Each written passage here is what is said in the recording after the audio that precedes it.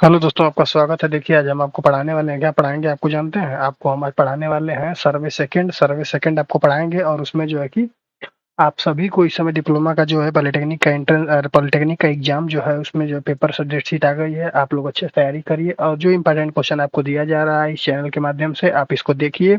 इसका अगर पीडीएफ आपको चाहिए तो आपका टेलीग्राम चैनल ज्वाइन कर लीजिए। इस चैनल इस जो है जिसके डिस्क्रिप्शन में लिंक में दिया रहता है, इसके डिस्क्रिप्शन में आप जाइए, वहाँ से टेलीग्राम चैनल ज्वाइन करिए जहाँ पे आपको इसकी पीडीएफ पूरी मिल जाएगी।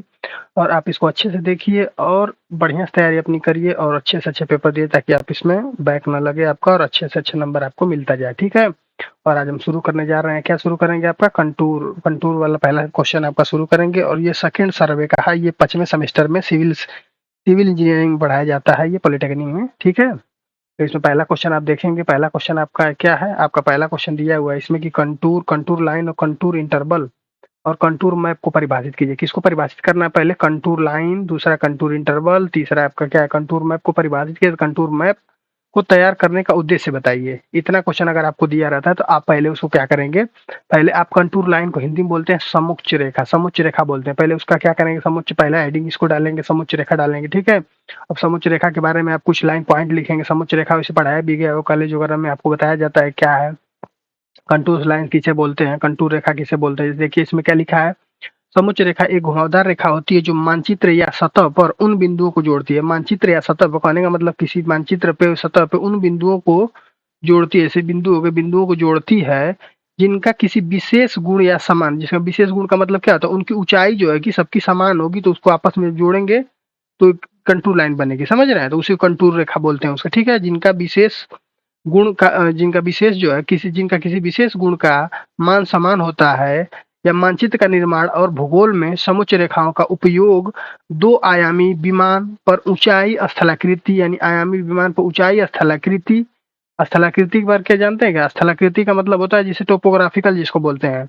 ठीक है। तो स्थल की आकृति बनाना एक तरह से किसी अन्य निरंतर चर में परिवर्तन का प्रतिनिधित्व करने के लिए प्रत्येक समुच्च रेखा चिन्हित विशेषता के एक विशिष्ट मान का प्रतिनिधित्व करती है। जैसे समुद्र तल में ऊंचाई, समुद्र तल से ऊंचाई।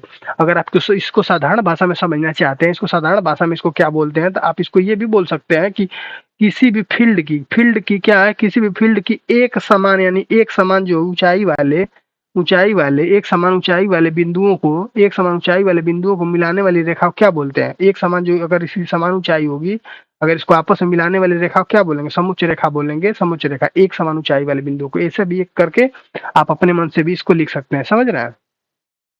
अब इसके बाद आगे आप देखिए, आगे आपका क्या है? आगे अगला क्वेश्चन उसी में दिया था। क्या दिया था? समुच्च अंतराल के बारे में बताना। समुच्च अंतराल का मतलब क्या होता है? एक तरह का कंटूर इंटरवल जिसको बोलते हैं। इसका होता है कंटूर कंटूर इंटरवल जिसको बोलते हैं। ठीक है। इंटरवल बोलते हैं कंटूर इंटरवल। यानी कहने का मतलब क्या था? समुच्च अंतराल मानचित्र पर समुच्च अंतराल मानचित्र पर आसन्न समुच्च रेखाओं के बीच ऊर्ध्वाधर दूरी यानी क्या है? वर्टिकल दूरी। कहने का मतलब अगर ऊंचाई है इसके, अगर मान लो एक रेखा ये है दूसरी रेखा ये है तो इन दोनों के बीच वर्टिकल दूरी क्योंकि ऊंचाई पे होगी। अगर सपोज करिए इस तरह का अगर कोई टीला है, टीला के अगर यहाँ पे एक समुच्च रेखा है, सपोज करिए टीला है, टीला पे एक यहाँ रेखा होगी एक यहाँ कंटूर रेखा होगी, तो इन दोनों के बीच में ऊंचाई है कि नहीं है? इसी ऊंचाई को क्या बोलते हैं? कंटूर इंटरवल बोलते हैं, समुच्च अंतराल बोलते हैं।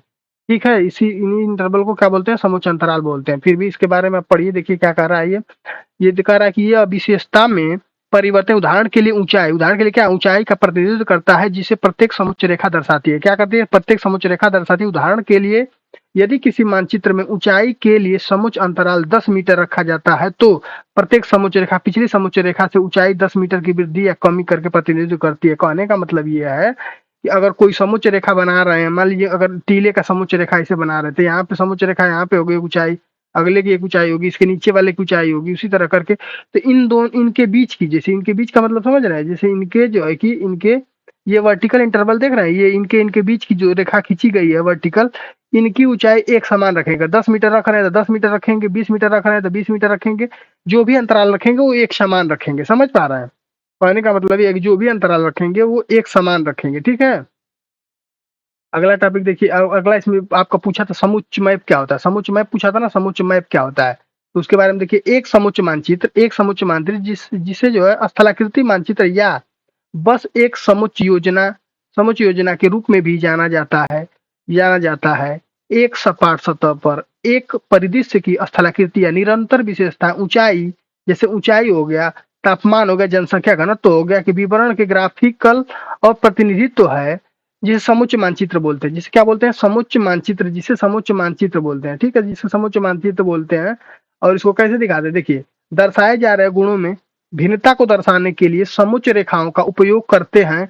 ये रेखाएं इलाके के आकार, ढलान और विशेषताओं या विशेषता के वितरण की कल्पना करने में मदद करती है। समझ में आ रहा है इसको? अगला देखिए, अगला क्या आपका है? समुच्च मानचित्र। अगर आपसे पूछे समुच्च मानचित्र तैयार करने का उद्देश्य बताइए, तो आप उद्देश्य में क्या क्या लिख सकते हैं समुच्च मानचित्र तैयार करने के उद्देश्य में? देखिए, इसमें पहला पॉइंट लिख सकते हैं कि स्थलाकृति का दृश्य कैसा है। दूसरा लिख सकते हैं नेविगेशन कैसा है। दूसरा आप इसमें लिख सकते हैं नेविगेशन। तीसरा आप लिख सकते हैं इंजीनियरिंग और निर्माण लिख सकते हैं। चौथा आप लिख सकते हैं प्राकृतिक संसाधन प्रबंधन लिख सकते हैं। ठीक है, पांचवा लिख सकते हैं भूवैज्ञानिक विश्लेषण लिख सकते हैं। ठीक है, इतना आप इसमें लिख सकते हैं। ठीक है, तो देखिए, अब अगर आपसे पूछे समुच्च रेखा तैयार करने के उद्देश्य में पहला आप हेडिंग डालेंगे, क्या डालेंगे? आप लिखेंगे पहला स्थलाकृति का दृश्य, यानी वो कैसा दिखता है, वो स्थलाकृति उसकी कैसी है उसके बारे में लिखेंगे, तभी ना मानचित्र बनाएंगे। जब आप जानेंगे कैसा है, जिससे चित्र बनाते हैं तो आप देखते ना कैसा दिख रहा है, तो उसी हिसाब से बनाते हैं उसको, तो उसी हिसाब से इसको भी बनाना है। देखिए क्या कर रहा है इसमें, समुच्च मानचित्र बनाने का प्राथमिक उद्देश्य भूमि के आकार और ऊंचाई में परिवर्तन का दृश्य प्रतिनिधित्व प्रदान करना है। समुच्च रेखाएं दर्शकों को ढलानों एवं घाटियों, पहाड़ियों और परिदृश्य की अन्य विशेषताओं को समझने में मदद करती है। देख रहे हैं क्या कर रहा है? दूसरा देखिए, दूसरा क्या दिया? नेविगेशन दिया। नेविगेशन का मतलब होता है एक तरह से जैसे कि दिशा होता है, दिशा बताना। कंटूर मानचित्र नेविगेशन के लिए आवश्यक है, खासकर लंबी पैदल यात्रा करना, पर्वतारोहण में, अन्वेषण में जैसी बाहरी गतिविधियों में। वे उपभोगकर्ताओं को इलाके को समझने के लिए मार्गों की योजना बनाने में मदद करते हैं। देख रहे हैं क्या कर रहा है? अगला देखिए, अगला पॉइंट क्या है? कब बनाएंगे हम इसका कंटूर मैप का निर्माण करेंगे? देखिए, इंजीनियरिंग और निर्माण में, इंजीनियरिंग और आर्किटेक्ट सड़क, पुल और इमारतों जैसी बुनियादी ढांचा जो होता है परियोजनाओं को डिजाइन करने के लिए समुच्च मानचित्र का उपयोग करते हैं। मानचित्र संभावित जल निकासी मुद्दों, उपयुक्त भवन स्थानों और ग्रेडिंग आवश्यकताओं का आकलन करने में सहायता प्रदान करते हैं, सहायता करता है। देखिए, अगला आपका क्या दिया हुआ? अगला दिया हुआ का प्राकृतिक संसाधन प्रबंधन दिया हुआ है, जिसका मतलब क्या है? समुच्च जो होता है, समुच्च मानचित्र भूमि उपयोग योजना, संरक्षण और पर्यावरणीय प्रभाव आकलन सहित प्राकृतिक संसाधनों के प्रबंधन में सहायता करते हैं। वे जल संभरण सीमाओं, मिट्टी के कटाव की क्षमता और वनस्पति वितरण के बारे में जानकारी प्रदान करते हैं। अगर आप जितना हम पढ़ा रहे हैं उतना भी आप ध्यान से सुनते जाएंगे तो भी आपके लिए फायदेमंद होगा। लास्ट टाइम में आप इसको सिर्फ सुनते जाइएगा। देखिए, अगला पॉइंट क्या आपका है? भूवैज्ञानिक विश्लेषण। भूवैज्ञानिक संरचनाओं, दोषों और सिलवटों और अन्य उपसतह विशेषताओं के वितरण का विश्लेषण करने के लिए समुच्च मानचित्रों का उपयोग करते हैं। ये मानचित्र पृथ्वी की भूपर्पटी संरचना को समझने में क्या करता है? सहायता करता है। ठीक है, एक क्वेश्चन आपका कंप्लीट हो गया, 5 नंबर आपको यहाँ से मिलते हैं। ठीक है, अगला क्वेश्चन आप देखेंगे। अगला क्वेश्चन आपका क्या दिया हुआ है? अगला क्वेश्चन आपका दिया हुआ है, देखिए अगला क्वेश्चन आपका क्या दिया हुआ आपका अगला क्वेश्चन, स्वच्छ चित्र के साथ निम्नलिखित में से कंटूर लाइन के अभिलाक्षणिक लक्षणों को दर्शाइए। यानी किन के बारे में बताना? एक तालाब के बारे में, एक रिज के बारे में, एक पहाड़ी के बारे में और एक घाटी के बारे में। ऐसे आपका क्वेश्चन बनेगा। क्वेश्चन बनने के बाद एक ऊर्ध्वाधर चट्टान है, 5 तरह का क्वेश्चन बन गया, 2-2 नंबर के हिसाब से 5 तरह क्वेश्चन बन गया, तो आपको 10 नंबर का क्वेश्चन मिल जाएगा।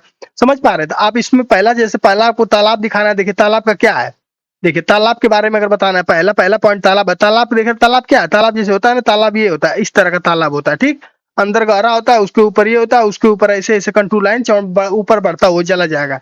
देख रहे हैं कंटूर का, ये देख रहे हैं कंटूर 200, 201, 202, 203, 204, यानी जैसे जैसे बाहर आप निकल रहे हैं इसके इधर से अंदर से तालाब से, तो आपका देख रहे हैं यहाँ से कंटूर का मान जो है बढ़ता जा रहा है। देख रहे हैं कंटूर का मान बढ़ता जा रहा है अंदर से बाहर तक, या बाहर जब अंदर तक जाएंगे तो घटता जाएगा। समझ रहे हैं? देखिए पहला क्या इसमें लिखा हुआ है, तालाब के चारों ओर समुच्च रेखा बंद संकेंद्रित वृत्त बनाती है। जैसे जैसे आप तालाब के केंद्र की ओर अंदर की ओर बढ़ते हैं, वृत्त घटती हुई दिशा हमको दर्शाता है। समुच्च रेखाएं तालाब के चारों तरफ समान रूप से फैली हुई होती हैं। कहने का मतलब आप देखें, कभी तालाब होता है पूरा भरा रहता है तो इतना दूरी कवर करता है, जैसे खाली होता है थोड़ा सा कम दूरी कवर करता है, और खाली होता है और छोटा बनता है, जैसे और खाली होता जाएगा, नीचे पानी सूखता जाएगा, देखते हैं नीचे चला जाता है उसका तल। तो समुच्चय रेखा क्या है, उसके तल पे ही ना एक समान तल पे बिंदुओं को मिलाने वाली रेखा को समुच्चय रेखा बोलते हैं। तो यानी जितना तल पे बनता जाएगा, जितने तल उसका नीचे जाएगा, वो एक एक कंटूर लाइन को दर्शाता जाएगा। अगर ऊपर 204 है तो नीचे 203 होगा, नीचे उसके नीचे 202 होगा, उसके नीचे 200 होगा, उसके नीचे और होगा। जैसे इस तालाब के अंदर आप जाते जाएंगे, समुच्चय रेखा की ऊंचाई क्या होती है, ऊंचाई समुच्चय रेखा का मतलब क्या, ऊंचाई को दर्शाता है। तो ऊंचाई क्या होती है, घटती जाती है, तो इसलिए समुच्चय रेखा अंदर तरफ क्या होती है, घटती जाती है। समझ में आए। अब अगला क्वेश्चन आप देखिए, अगला आपको अगर पहाड़ी दे दे, अगर आपको पहाड़ी के बारे में दे दे, तो पहाड़ी के बारे में आप कैसे समझेंगे। पहाड़ी देखिए, पहाड़ी क्या दिया हुआ है, पहाड़ी आपका दिया हुआ, किसी पहाड़ी के चारों ओर समुच्चय रेखाएं संकेंद्रित वृत्त, संके पहाड़ी का मतलब जैसे ऐसे बना हो, ठीक देख रहे हैं, ये अगर बना हो तो यहाँ से एक होता है, इसके ऊपर ये होता है, इसके ऊपर ऐसे करके होता है, ठीक है। दिया हुआ किसी पहाड़ी के चारों ओर समुच्चय रेखाएं संकेंद्रित वृत्त होती है, जो तालाब की आकृति के समान होती है। देखिए तालाब की आकृति बनी थी वैसे समान होती है, लेकिन विपरीत क्या होता है, जैसे ऊंचाई बढ़ती है, देखिए ऊंचाई बढ़ेगी तो ये क्या होगा, ये ऊंचाई बढ़ती जाती है, ठीक है। तो इसका देखिए अभी क्या होगा, अब बता देखते हैं अब क्या होता है। लेकिन इसके विपरीत होता है, जैसे जैसे आप पहाड़ी के केंद्र से बाहर की ओर बढ़ते हैं, तो वृत्त की क्या होती है, वृत्त की बढ़ती हुई ऊंचाई संकेत कर देती है। यानी ऊंचाई पे आप चढ़ते जाते हैं, जैसे जैसे अंदर का कम होगा उसके बाहर जाएंगे, और उससे ज्यादा हो जाएगा, उससे बाहर जाएंगे, उससे ज्यादा हो जाएगा। समझ रहे हैं। तो एक हिसाब से क्या करता है ये, एक हिसाब से ये करता है कि आप इसकी जो है पहाड़ी पे जो है कि देखिए 33 हो गया, 32 हो गया, 31 हो गया, 30 हो गया, जितने बाहर आप जाते जाएंगे उसके क्या होगा, बढ़ता जाएगा। यानी केंद्र पे क्या है, इसका मान बढ़ रहा है, केंद्र पे इसका मान क्या हो रहा है, बढ़ रहा है। जैसे केंद्र का मतलब सबसे ऊपर वाले पॉइंट पे, जैसे पहाड़ ऐसे कुछ होता है ना, तो यानी ऊपर वाले पॉइंट पे कम होगा, उसके नीचे जाएंगे तो और ज्यादा, उसके नीचे जाएंगे तो और ज्यादा, उसके नीचे जाएंगे तो और ज्यादा। यानी यहाँ से होगा 433, यहाँ से होगा 432, यहाँ से होगा 431, यहाँ होगा 430। यानी एक क्या है, तालाब के विपरीत पहाड़ी बनता है, ठीक है। तालाब के विपरीत क्या बनता है, पहाड़ी बनता है। समझ पा रहे हैं, तालाब के विपरीत पहाड़ी बनता है, ठीक।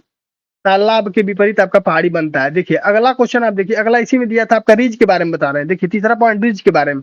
रिज क्या है, रिज जो है कि एक समुच्चय रेखा का बी का मतलब समझ रहे हैं, भी जैसे ऐसे ऐसे भी, ऐसे भी, जैसे रिज का मतलब होता है भी ऐसे बना रहे, भी टाइप का बनता चला है। जैसे इसमें क्या होता है, अब इसी में जो है कि नाली बहती हुई चली जाती है, या कुछ भी बहता चला जाता है, इस तरह का भी शेप का बनेगा। यह शेप है बी, ठीक है, शेप को बताता है।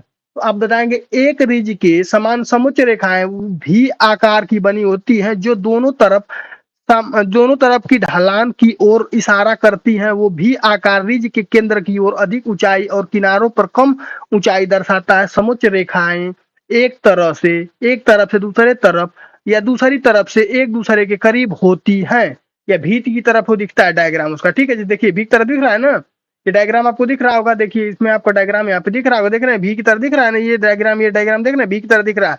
और इसी के बीच से ना जो है कि इसी के बीच से क्या होगा, नाली वगैरह जाता है, या फिर जो ऊपर पहाड़ों से नीचे पानी आता रहता है। तो देखिए 628, 626, 624, 622, 620, यानी ऊपर की तरफ से क्या हो रहा है, घट रहा है। इसका जो समुच्चय अंतराल जो है, समुच्चय रेखाएं का जो कॉन्टूर लाइंस का जो होता है, वो ऊंचाई क्या हो रही है, घट रही है। जो ऊपर से नीचे की तरफ आने पर क्या हो रही है, घट रही है। देख रहे हैं 620, 622, 624, 626, 628। समझ पा रहे हैं। उसी तरह से होता है आगे। आप देखिए अगला पॉइंट आपको घाटी, आपसे चौथा नंबर पूछा था, घाटी के बारे में बताइए। घाटी क्या होता है, घाटी एक समान समुच्चय रेखा यानी भी जैसे देखा, भी वाली आकृति ऊपर देखे ही है, आकृति आकार की बनी होती है, जो ऊपर की ओर इशारा करती है। जो भी आकार घाटी के केंद्र की ओर कम ऊंचाई और किनारों पर अधिक ऊंचाई दर्शाती है। समुच्चय रेखा घाटी के तल पर एक दूसरे के करीब, किनारे पर दूर दूर तक फैली होती है। देखिए ऐसे बना होता है, ये भी का आकार का है, लेकिन थोड़ा सा दूरी तक है, देख रहे हैं, थोड़ा सा दूरी बना के है, ठीक। और ये देखिए 628, 624, 624, 622, 620, ये भी देख रहे हैं घाटी कैसे बनी होती है, ऐसे बनी होती है। आगे आपका लास्ट पॉइंट आपसे इसमें पूछा था, 5वां नंबर पॉइंट, यानी दो नंबर का सारा क्वेश्चन है, 5वां आपका पूछ रहा है, क्या पूछा था, ऊर्ध्वाधर चट्टान के बारे में बताना। ऊर्ध्वाधर चट्टान का मतलब क्या था, एक ऊर्ध्वाधर चट्टान को समुच्चय रेखाओं द्वारा दर्शाया गया है, जो एक साथ बेहद करीब और लगभग ऊर्ध्वाधर है। क्या है, एक ऊर्ध्वाधर चट्टान, एक ऊर्ध्वाधर चट्टान को समुच्चय रेखाओं द्वारा दर्शाया गया है, जो क्या है, एक साथ बेहद करीब और लगभग ऊर्ध्वाधर है। समझ पा रहे हैं। देखना बेहद करीब और लगभग ऊर्ध्वाधर का मतलब 620.5 बराबर पे, यहाँ पे 620 हो गया, 610 हो गया, और 619 हो गया, 619.5 हो गया, 619 देख रहे हैं, बाहर की तरफ क्या है, बराबर है एक तरफ से। 620 बाहर की तरफ क्या है, घट भी रही है और बराबर भी है। ऊर्ध्वाधर चट्टान, ऊर्ध्वाधर का मतलब क्या है, इस तरह कुछ, इस तरह का शेप हो, ऐसे शेप हो, ऊर्ध्वाधर है एक दूसरे के। समझ पा रहे हैं। तो ऐसे आपसे क्वेश्चन पूछ सकता है। नेक्स्ट क्वेश्चन आप देखिए, नेक्स्ट क्वेश्चन आपसे कैसे पूछ सकता है, देखिए नेक्स्ट क्वेश्चन आपका कैसे पूछेगा, नेक्स्ट क्वेश्चन आपसे ऐसे पूछेगा। देखिए नेक्स्ट क्वेश्चन आपसे कैसे पूछ रहा है, ये तीसरा क्वेश्चन आपको देख रहे हैं क्या दिया है, आपका दिया हुआ है कि बंद और खुले ट्रेवर्स की सटीकता का, देखिए बंद और खुले ट्रेवर्स की सटीकता की जांच करने की विधि का वर्णन कीजिए। पहली बात तो आप बंद और खुले ट्रेवर्स के बारे में थोड़ा जान लीजिए। बंद और खुले ट्रेवर्स का मतलब क्या जानते हैं आप? बंद और खुले ट्रेवर्स का मतलब, बंद और खुले ट्रेवर्स का मतलब होता है, जैसे मान लीजिए एक ट्रेवर्स का मतलब होता है यहाँ एक पॉइंट ए है, ये पॉइंट आगे बी है, आगे देखिए पॉइंट सी है, और आगे पॉइंट डी है, और इसी तरह आगे पॉइंट ई है। समझ रहे हैं? अगर कोई कंटूर लाइन इनको मिलाते हुए, जिस कंटूर लाइन कोई है अगर इनको मिलाते हुए, जैसे मान लीजिए इसको मिलाते हुए एक रेखा खींच दिए, फिर बी को मिलाते हुए यहाँ से एक रेखा इसको मिला दिए, फिर सी को मिलाते हुए इसको मिला दिए, डी को मिलाते हुए ई को मिला दिए, और ई को मिला के फिर वापस एक तरफ चले गए। देख रहे हैं कैसा चक्रम बना? ये एक तरह का कैसा हो गया? ये बंद चक्रम हो गया, बंद चक्रम हो गया। समझ रहे हैं? तो इसको बोलेंगे क्या, क्या बोलेंगे? बंद ट्रेवर्स बोलेंगे। इसको क्या बोलेंगे? इसको बोलेंगे बंद ट्रेवर्स बोलेंगे। ठीक है, ट्रेवर्स इसको बोलेंगे, बंद ट्रेवर्स बोलेंगे। अगर खुला ट्रेवर्स जैसे रेलवे लाइन वगैरह है, ट्रैक वगैरह है, कैसा देखिए यहाँ ए पॉइंट हो गया, यहाँ बी हो गया, यहाँ सी हो गया, यहाँ डी हो गया, यहाँ ई हो गया। समझ रहे हैं? यहाँ डी हो गया, यहाँ ई हो गया, यहाँ अगर एफ हो गया। समझ पा रहे हैं? अगर जैसे कोई पॉइंट है, देखिए यहाँ से जैसे कोई पॉइंट अगर जा रहा है, कहने का मतलब ये है अगर कोई पॉइंट ए से शुरू होता है, ए से रेखा शुरू हुई, बी पर आई, बी से सी पर आई, सी से डी पर आई, डी से ई पर गई, ई के बाद एफ पर जा रही है, एफ पे जाने के बाद फिर जो है कहीं अगर, फिर अगर मान लीजिए कि एफ के बाद पी पे चली गई, पी के बाद कहीं जेड पे चली गई। समझ रहे हैं? लेकिन वापस ए पे नहीं जा रही है। वापस क्या है कि ये ए पे जाके यहाँ पे नहीं मिले। देख रहे हैं? ये रेखा यहाँ पे नहीं मिल रही। देख रहे हैं? ये रेखा, ये वाली रेखा आपके यहाँ पे क्या हो रही है? यहाँ पे डाटे डाटे रही, ये क्या है? यहाँ नहीं मिल रही है, नहीं मिल रही है। इसका मतलब क्या होगा? समझ रहे हैं? ये क्या होगा? ओपन होगा, खुला है ना, तो इसको बोलेंगे ओपन ट्रेवर्स बोलते हैं। ओपन ट्रेवर्स बोलते हैं इसको। और इसको ओपन ट्रेवर्स को ही हिंदी में क्या बोलते हैं? खुले ट्रेवर्स बोलते हैं इसको। ठीक, यानी इसको आपको आप क्या बोल सकते हैं? खुले ट्रेवर्स। अगर आप इसको समझ गए होंगे तो अपने मन से भी आप लिख सकते हैं, और अपने मन से भी इसको समझ सकते हैं और लिख सकते हैं। समझ पा रहे हैं इसको? अगर आप चाहें तो अपने मन से भी लिख सकते हैं। ठीक, और अभी इसके बारे में थोड़ा सा पढ़ भी लेते हैं हम लोग, देख लेते हैं कि इसमें क्या क्या लिखा है। और ये चीजें आप समझ गए होंगे तो आप अपने मन से भी लिख सकते हैं। इसमें आगे इसमें पढ़ने की बहुत जरूरत नहीं पड़ती है, अगर आप चीजों को समझ पाते हैं, समझ के लिखते हैं अपने दिमाग से। समझ पा रहे हैं?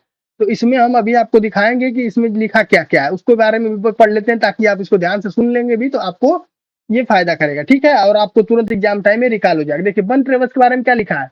एक बंद ट्रेवर्स जो है कनेक्टेड सर्वेक्षण लाइनों का एक लूप यानी अनुक्रम है, जहां अंतिम बिंदु शुरुआती बिंदुओं से क्या करता है? मेल खाता है। जहां अंतिम बिंदु क्या होता है? शुरुआती बिंदु। अभी बताते ना कि अगर यहाँ ए पॉइंट है, बी है, सी है, डी है और ई है, तो ये क्या करता है? अंतिम बिंदु जो अगर डी वाला है तो डी ए से क्या हो जाएगा? मिल जाएगा। उसी तरह से क्या करता है? मेल खाता है।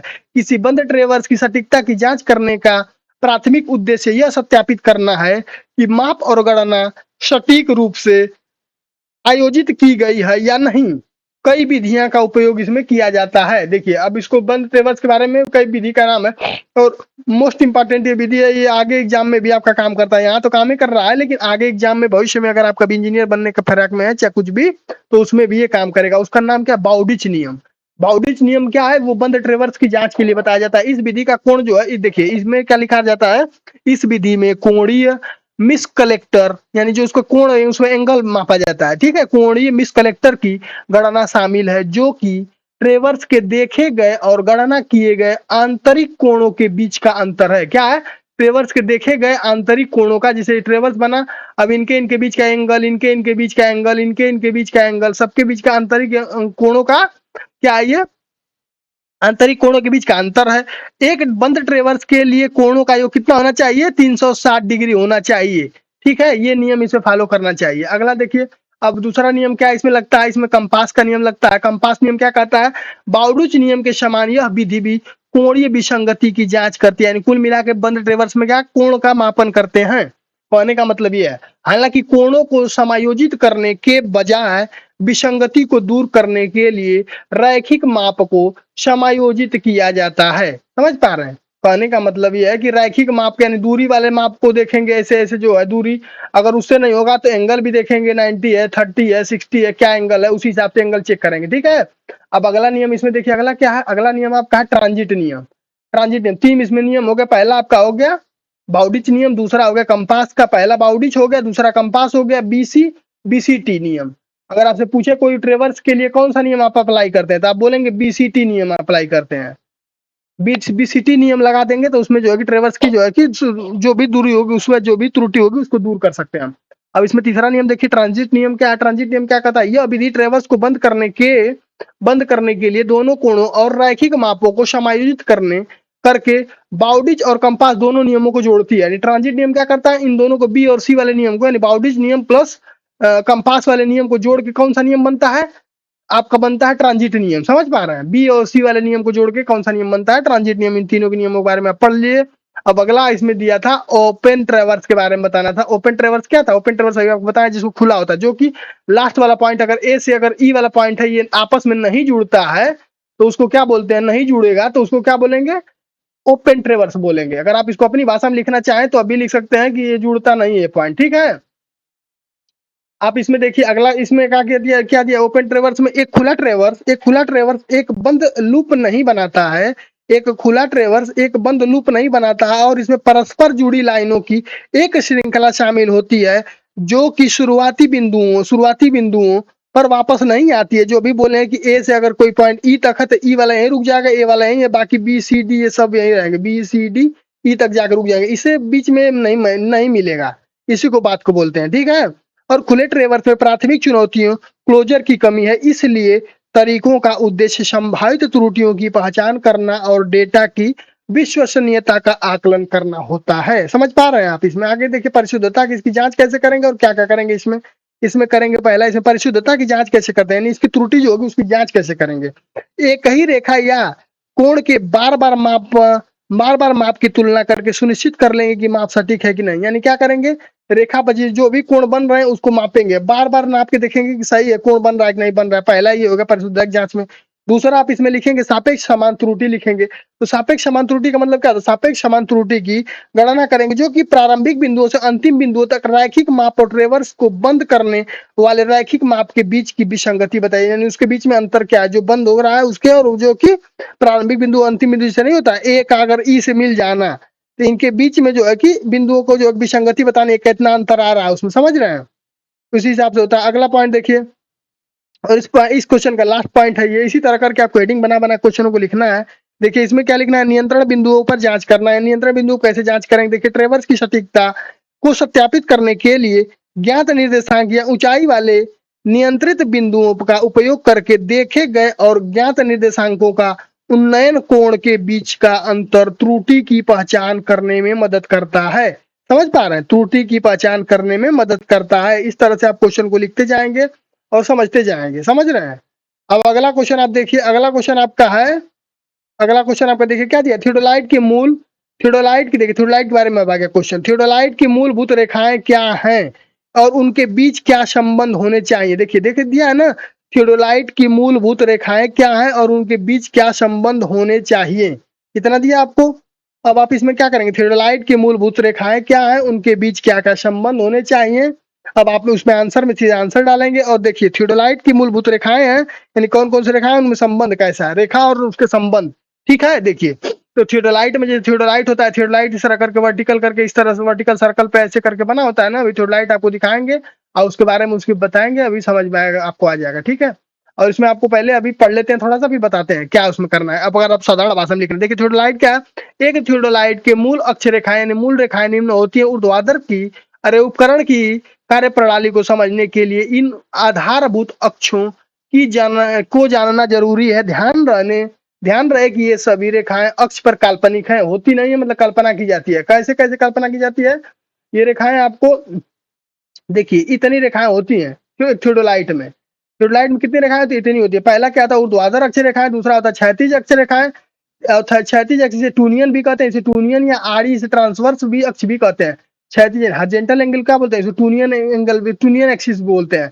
इसको ट्रांसवर्स एक्सिस भी बोलते हैं। ट्रांसवर्स यानी ट्रांसवर्स का हिंदी होता है आड़ी, यानी पार्श्व टाइप का, इसको पार्श्व भी बोल सकते हैं, पार्श्व अक्ष बोल सकते हैं, इसको टूनियन अक्ष बोल सकते हैं, क्षैतिज अक्ष बोल सकते हैं। तीन अक्ष एक ही लाइन का तीन नाम है। अगला देखिए संधान रेखा, इसको बोलते हैं लाइन ऑफ कोलिमेशन बोलते हैं, लाइन ऑफ कोलिमेशन या लाइन ऑफ साइट इसको बोलते हैं, लाइन ऑफ कोलिमेशन और लाइन ऑफ साइट बोलते हैं। और देखिए अगला ये दिया दूरबीन अक्ष का एक्सिस ऑफ टेलीस्कोप इसको बोलते हैं, एक्सिस ऑफ टेलीस्कोप बोलते हैं। अगला लाइन उसके बाद क्या दे, ऊपरी पाषाण लेवल अक्ष यानी एक्सिस ऑफ एल्टीट्यूड लेवल या बबल या एजिमुथल लेवल, यानी ऊपरी जो इसमें दो प्लेटें लगी होती हैं, एक ऊपर की एक नीचे की, तो ऊपर वाली प्लेट पे यहाँ पे बबल लगा होता है, तो इसी बबल को क्या बोलते हैं, ऊपरी पाषाण प्लेट अक्ष बोलते हैं। नीचली वाली प्लेट पे इस पे भी लगा होता है, इस पे देखिए, इसको क्या बोलते हैं, इसको बोलते हैं प्लेट पाषाण अक्ष यानी प्लेट अक्ष इसको बोलते हैं, ठीक है, इतना नाम होता है। अब आगे इसमें देखिए ऊर्ध्वाधर अक्ष के बारे में थोड़ा जानते हैं। ऊर्ध्वाधर अक्ष क्या कहता है, ऊर्ध्वाधर अक्ष कहता है जो लाइट की दूरबीन अथवा समस्त उपकरण जिस अक्ष के प्रति अपने क्षैतिज समतल को घुमाया जाता है उन्हें उपकरण का ऊर्ध्वाधर अक्ष कहते हैं। ऊर्ध्वाधर अक्ष समझ पा रहे हैं आप, ऊर्ध्वाधर अक्ष इसमें जिसमें टेलीस्कोप ऐसे लगा होता है, टेलीस्कोप का ऐसे बना होता है ना ये टेलीस्कोप, तो इसी किसी एंगल पे घूमेगा ना ऐसे ऐसे सर्कुलर में, तो ये किस किस किस एक्सिस पे घूम रहा है, वो ऊर्ध्वाधर घूमता है, समझ पा रहे हैं, ये ऊर्ध्वाधर घूमता है। अभी आप समझ नहीं पा रहे तो इसको आप देखते रहिएगा, आपको समझ में सारी चीजें आ जाएगी। उससे उपकरण का ऊर्ध्वाधर अक्ष कहते हैं। इसी अक्ष के प्रति थियोडोलाइट की दोनों प्लेटें स्केल या वर्नियर भी घूमती हैं। इसे आटा चक्की की कीलिक का इसका उदाहरण है, जिसके प्रति चक्की की पत्थरी पूरी घूमती रहती है। जो चक्की के पत्थर लगा होता है वो पूरा उसी तरह घूमता रहता है। दूसरा क्या, हॉरिजॉन्टल दिया है, दूसरा क्या, हॉरिजॉन्टल एक्सिस, इसका तीन नाम था, इसका तीन नाम था, ट्रांसवर्स और टूनियन भी था। इसको आप लिख सकते हैं, उपकरण की दूरबीन ऊर्ध्वाधर समतल में जिस अक्ष के सापेक्ष घुमाई जाती है इसके उपकरण का क्षैतिज अक्ष कहते हैं। यानी क्या होता है, जब दूरबीन ऊर्ध्वाधर समतल में जिस अक्ष के सापेक्ष घुमाई जाती है, यानी ऊर्ध्वाधर समतल में जैसे वर्टिकल घुमाया जाता है, जिस अक्ष के सापेक्ष घुमाई जाएगी उसको क्या बोलेंगे, उसी को बोलते हैं आपका क्षैतिज अक्ष बोलते हैं। इसे दूरबीन की ऊर्ध्वाधर चक्री, यानी दूरबीन में जो वर्टिकल चक्री लगा होता है उसको वर्टिकल चक्री भी क्षैतिज अक्ष पर दूरबीन के साथ घूमती है। क्षैतिज अक्ष को टूनियन एक्सिस या ट्रांसवर्स एक्सिस भी कहते हैं। ये इतना आसान है, आप इसको ऐसे 5 नंबर क्वेश्चन बनता है। अगला देखिए, आप संधान रेखा है, संधान रेखा को क्या बोलते हैं, संधान रेखा लाइन ऑफ कॉलिमेशन से आप याद कर सकते हैं। लाइन ऑफ कॉलिमेशन होता है दूरबीन की बिंबपट यानी डायाफ्राम से क्षैतिज के ऊर्ध्वाधर क्रॉस हेयर के कटान बिंदुओं व अभिदृश्य लेंस यानी ऑब्जेक्ट लेंस के प्रकाशीय केंद्र को पारित होकर लक्ष्य की ओर जाती काल्पनिक रेखा को क्या बोलते हैं, संधान रेखा बोलते हैं। किसके किसके बीच, दूरबीन के बिंबपट यानी डायाफ्राम और के क्षैतिज व ऊर्ध्वाधर कृष्णतंतु यानी क्रॉस हेयर के कटान बिंदु, यानी जो क्रॉस हेयर ऐसे बना होता है ना ऐसे, इसके और इसके कटान बिंदु यानी यहाँ से इस रेखा से, इस कटान बिंदु से डायाफ्राम है, डायाफ्राम होता है, ऐसे इसके बिंदुओं से क्या बोलते हैं इसको, जो है कि डायाफ्राम के क्षैतिज जो ऊर्ध्वाधर किस तंतुओं के कटान व अभिदृश्य लेंस के प्रकाशीय केंद्र को पारित होकर लक्ष्य की ओर जाती है। इसे काल्पनिक रेखा यानी दृष्टि किरण रेखा संधान रेखा कहलाती है और तलेक्षण कार्य में इसका विशेष महत्व है। इसे दृष्टि रेखा लाइन ऑफ साइट भी बोलते हैं। अगर आप ऑब्जेक्ट तक देखेंगे तो ऑब्जेक्ट से और डायाफ्राम के बीच की दूरी को लाइन ऑफ साइट बोलते हैं और डायाफ्राम टेलीस्कोप से और आई वाले यानी डायाफ्राम के बीच की दूरी को क्या बोलते हैं, लाइन ऑफ कॉलिमेशन बोलते हैं। अभी आपको आगे भी समझ में आएगा, धीरे धीरे आप इसको देखते जाइए। अगला आपका क्या टॉपिक है, आपका अगला टॉपिक है दूरबीन का अक्ष यानी एक्सिस ऑफ टेलीस्कोप किसको बोलते हैं। देखिए इसको क्या बोलते हैं, दूरबीन से नेत्र कांच नेत्रिका व लक्ष्य कांच या के प्रकाशीय केंद्र ऑप्टिकल सेंटर को मिलाने वाली काल्पनिक रेखा को दूरबीन का अक्ष कहते हैं। समझ पा रहे हैं, आगे देखिए इसमें दूरबीन जब सही लेवल पर होती है तो उपकरण की लाइन ऑफ कॉलिमेशन संधान रेखा और दूरबीन का अक्ष जो है एक्सिस ऑफ टेलीस्कोप क्या होते हैं, एक दूसरे पे होते हैं, यानी एक दूसरे के समान मिल जाते हैं। जैसे अगर टेलीस्कोप है ये और इसमें जो है कि इसी लाइन पे दोनों रेखाएं आपस में क्या हो जाए, इसी के एक्सिस पे दोनों रेखाएं मिलेगी, लाइन ऑफ कॉलिमेशन में मिलेगा, उसी पे एक्सिस ऑफ टेलीस्कोप में मिलेगा। समझ रहे हैं, एक ही होते हैं और ये पाषाण अक्ष के समांतर भी होती हैं। अब अगला देखिए, अगला टॉपिक इसमें अगला आपका दिया हुआ क्या दिया हुआ आपका अगला आपका दिया हुआ ऊपरी पाषाण अक्ष दिया हुआ एक्सिस ऑफ लेबल ट्यूब बोला, इसको बोलते हैं क्या बोलते हैं, पाषाण की यानी पार्शल की नालिका की अनुदैर्ध्य वक्रता के उच्चतम बिंदु पर स्पर्श या होने वाली काल्पनिक रेखा को पाषाण अक्ष कहलाती है। पाषाण अक्ष ये बोलते हैं। एक देखिए, पाषाण अक्ष की नलिका की अनुदैर्ध्य वक्रता के उच्चतम बिंदुओं पर स्पर्श या होने वाली काल्पनिक रेखा यानी पार्शल अक्ष कहलाती है। इसको बुलबुला यानी रेखा यानी बबल लाइन भी कहते हैं। जब बुलबुला नलिका के ठीक मध्य में होता है तब पाषाण यानी पार्सल यानी बबल ट्यूब को का अक्ष जो है क्षैतिज होता है और दूरबीन की संधान रेखाएं इसके ठीक समांतर होती हैं। ये समझ में आ गया। इसके बाद अगला देखिए आपका प्लेट अक्ष के बारे में देखते हैं। प्लेट क्या होता है? प्लेट जो है पाषाण अक्ष यानी प्लेट लेवल एक्सिस क्या होता है? ये थियोडोलाइट के ऊपरी प्लेट यानी वर्नियर प्लेट जिसको बोलते हैं, ऊपरी प्लेट, उसमें थियोडोलाइट में दो प्लेट होती है, एक ऊपर होती है एक नीचे। ऊपर वाले प्लेट को वर्नियर प्लेट भी बोलते हैं और अपर प्लेट भी बोलते हैं, अपर प्लेट भी बोलते हैं इसको, ठीक है। तो इसको क्या बोलते हैं? ये थियोडोलाइट के ऊपरी प्लेट पर एक दूसरी के समकोणक लगी पाषाणों के अक्ष होते हैं जो ठीक 90 डिग्री पर होते हैं, ठीक है, ठीक 90 डिग्री पर होते हैं। अगला इसमें देखिए आगे, आगे आप इसमें देखिए, आगे आपका है अगला, अगला आपका क्या है इसमें? आगे इसमें आप पढ़ेंगे, देखिए मूल अक्षों के बारे में देखिए, मूल अक्षों के बारे में देख रहे हैं। मूल अक्षों वांछित संबंध उपकरण के उपरोक्त अक्षों में वांछित संबंध निम्न निम्न दिया जा रहा है जो एक उच्चतम दशा वाले यंत्र में आवश्यक होना चाहिए। पहला क्या है इसमें? उपकरण का क्षैतिज अक्ष ऊर्ध्वाधर अक्ष पर लंबवत होना चाहिए। दूसरा, इस स्थिति में दूरबीन के संक्रमण पर दृष्टि रेखा एक सत्य ऊर्ध्वाधर समतल बनाती है। दूसरा पॉइंट इसमें क्या दिया? ऊपरी पार्श्व का अक्ष जो है दृष्टि रेखा या संधान रेखा के समांतर होना चाहिए। इस स्थिति में सभी ऊर्ध्वाधर कोण दूरबीन के असमान अंतरण के कारण उत्पन्न सूचक त्रुटि से मुक्त होते हैं। तीसरा पॉइंट इसमें आप लिख सकते हैं तीसरा पॉइंट इसमें प्लेट पार्सल का अक्ष जो है उपकरण के ऊर्ध्वाधर अक्ष के लंबवत समतल में स्थित होना चाहिए। इस स्थिति में बुलबुले के मध्य में होने पर उपकरण का ऊर्ध्वाधर अक्ष सही तौर पर ऊर्ध्वाधर होगा। अगला पॉइंट आप इसमें क्या लिखेंगे? अगला पॉइंट आप लिखेंगे जब दृष्टि रेखा या संधान रेखा क्षैतिज हो तब ऊर्ध्वाधर चक्री पर पाठ्यांक शून्य होना चाहिए, अर्थात जब ऊपरी पार्श्व व प्लेट पार्श्व के बुलबुले अपने अपने घरों में हो, उपकरण समतलन में हो, तब ऊपरी चक्री के वर्नियर 0 पर होने चाहिए। इस स्थिति में सभी ऊर्ध्वाधर कोण वर्नियर के खिसक जाने के कारण उत्पन्न सूचक त्रुटि से मुक्त होंगे। समझ पा रहे हैं? इस तरह से आप क्वेश्चन को कवर करते चलते चलेंगे, इस तरह से क्वेश्चन को कवर करते चलेंगे, समझ रहे हैं? अब आगे आप देखिए, इसके आगे अगला क्वेश्चन आपको लाएंगे। इसके आगे वाला क्वेश्चन आपका तीसरा नंबर क्वेश्चन क्या है? तीसरा नंबर क्वेश्चन आपको क्या कर रहा है? देखिए बोल रहा है ना कि क्षैतिज के, तीसरा क्वेश्चन क्या कर रहा है? तीसरा क्वेश्चन आप देखिए ध्यान से, तीसरा क्वेश्चन आपको बोल रहा है कि क्षैतिज से, देख रहा है ना, क्षैतिज से क्या बोल रहा है? क्षैतिज वक्र के विभिन्न प्रकार क्या क्या है, प्रत्येक वक्र का स्वच्छ चित्र बनाइए। यानी क्षैतिज वक्र के बारे में पूछ रहा है, क्षैतिज वक्र और उसके प्रकार पूछ रहा है और उसके 3 चीजें से पूछ रहे हैं आपको। अगर आपको हेडिंग बनाना होता है तो आप क्षैतिज वक्र के विभिन्न प्रकार के हेडिंग बना सकते हैं और उनके चित्र बना सकते हैं, ऐसा कर सकते हैं आप। या फिर जैसे इसमें लिखा आप उसको ध्यान से देखिए और पढ़िए और उसके बाद बताइएगा हमको। पहला देखिए, इसमें पहला हेडिंग आपका क्या बनाया? वृत्ताकार वक्र बनाया। पहला वृत्ताकार वक्र बनाया। सर्वेक्षण की यह जो है क्षैतिज वक्र का सबसे सामान्य प्रकार है। वृत्ताकार मतलब सर्कुलर, ये क्षैतिज में बना होता है। सर्कुलर कैसा बना होता है? क्षैतिज में बना होता है ऐसे, ठीक है। तो ये एक प्रकार का क्या है? सिंपल है, ठीक है। अब इसमें देखिए क्या है? ये सर्वेक्षण यह जो है कि क्षैतिज क्या वक्र का सबसे सामान्य प्रकार है। यह एक वृत्त का एक खंड है जो इसे जो है, इसको जो है कि त्रिज्या r द्वारा प्रदर्शित किया गया है तथा वृत्ताकार वक्रों का उपयोग सर्वेक्षण मार्ग में सीधे खंडों को जोड़ने और ट्रेवर्सिंग के उपकरणों के लिए सुचारू संक्रमण सुनिश्चित करने के लिए किया जाता है। देख रहे हैं ऐसे ऐसे ये वाला। इसमें क्या है? एक तरह का, ये देखिए ये वाला होता है, ये टेंजेंट होता है, ये इसको बोलते हैं, ये यहाँ से यहाँ तक ये रेखा जा रही है, ये इसको बोलते हैं। इसको जब कट करेगी तो इसको क्या बोलेंगे? इसको बैक टेंजेंट बोलते हैं।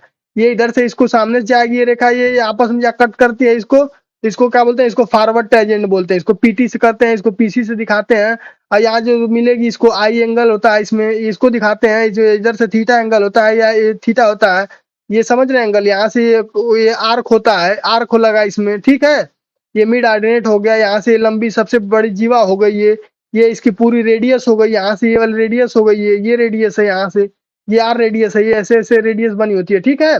आगे इसके बाद इसमें देखेंगे चित्र था, बना दिए चित्र के बाद दूसरा आप देखिए सर्कुलर था वो, दूसरा आप देखिए सर्पिल वक्र, क्या दिया सर्पिल वक्र के बारे में देखिए, सड़क डिजाइन में उपयोग किए जाने वाले सर्पिल वक्र के समान है। सर्वेक्षण में एक सर्पिल वक्र का उपयोग सीधे खंड और गोलाकार वक्र के बीच क्रमिक संक्रमण क्रमिक संक्रमण प्रदान करने के लिए किया जा सकता है। यह दिशा में अचानक परिवर्तन को कम करने में मदद करता है और यह अधिक सटीक माप प्रदान करता है।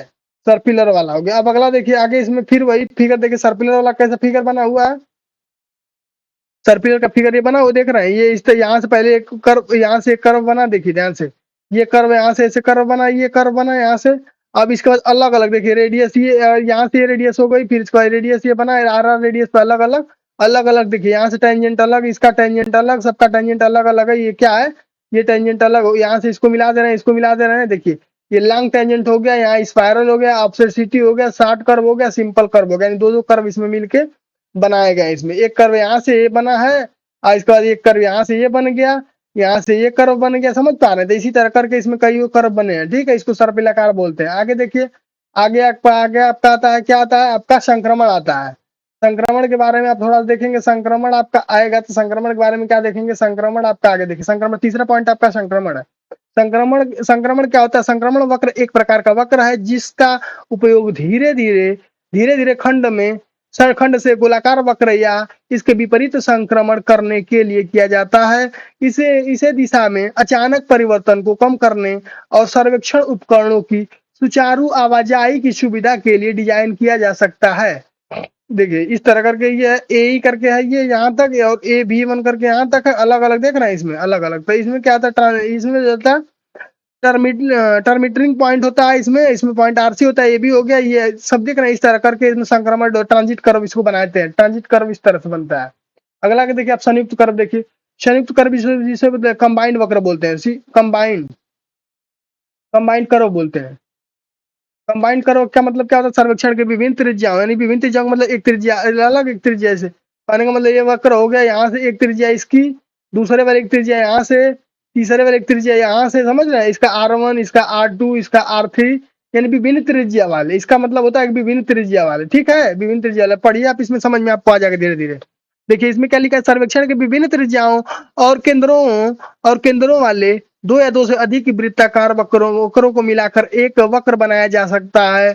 इसका उपयोग विभिन्न संरेखण दिशाओं के बीच सुचारू रूप से संक्रमण के लिए किया जाता है, सुचारू रूप से संक्रमण के लिए किया जाता है। देख रहे हैं ऐसे ऐसे हुआ, इसमें देख रहे हैं, इसका अलग रेडियस, यहाँ से इसका जो है कि ये वाला अलग रेडियस, इसका बगल वाला इसका अलग रेडियस, समझ रहे थे, इसका R1 हो गया, इसका R2 हो गया, इसका R3 हो गया, इस तरह करके अलग अलग रेडियस हो गया ना। तो उसी हिसाब से इसको बनाते हैं और इसको मिलाते जाएंगे, आपस में मिलाते जाएंगे, इस तरह मिलाते जाएंगे तो ये बनता जाएगा। ये बन गया ना, ये कर्व बन गया। इसके लिए अलग से टेंजेंट होता है, ये टेंजेंट अलग, इसके लिए अलग टेंजेंट, बाकी इसको स्पर्शी रेखा ये ऊपर से कट करती है, ठीक है, इस तरह से बनता है इसको।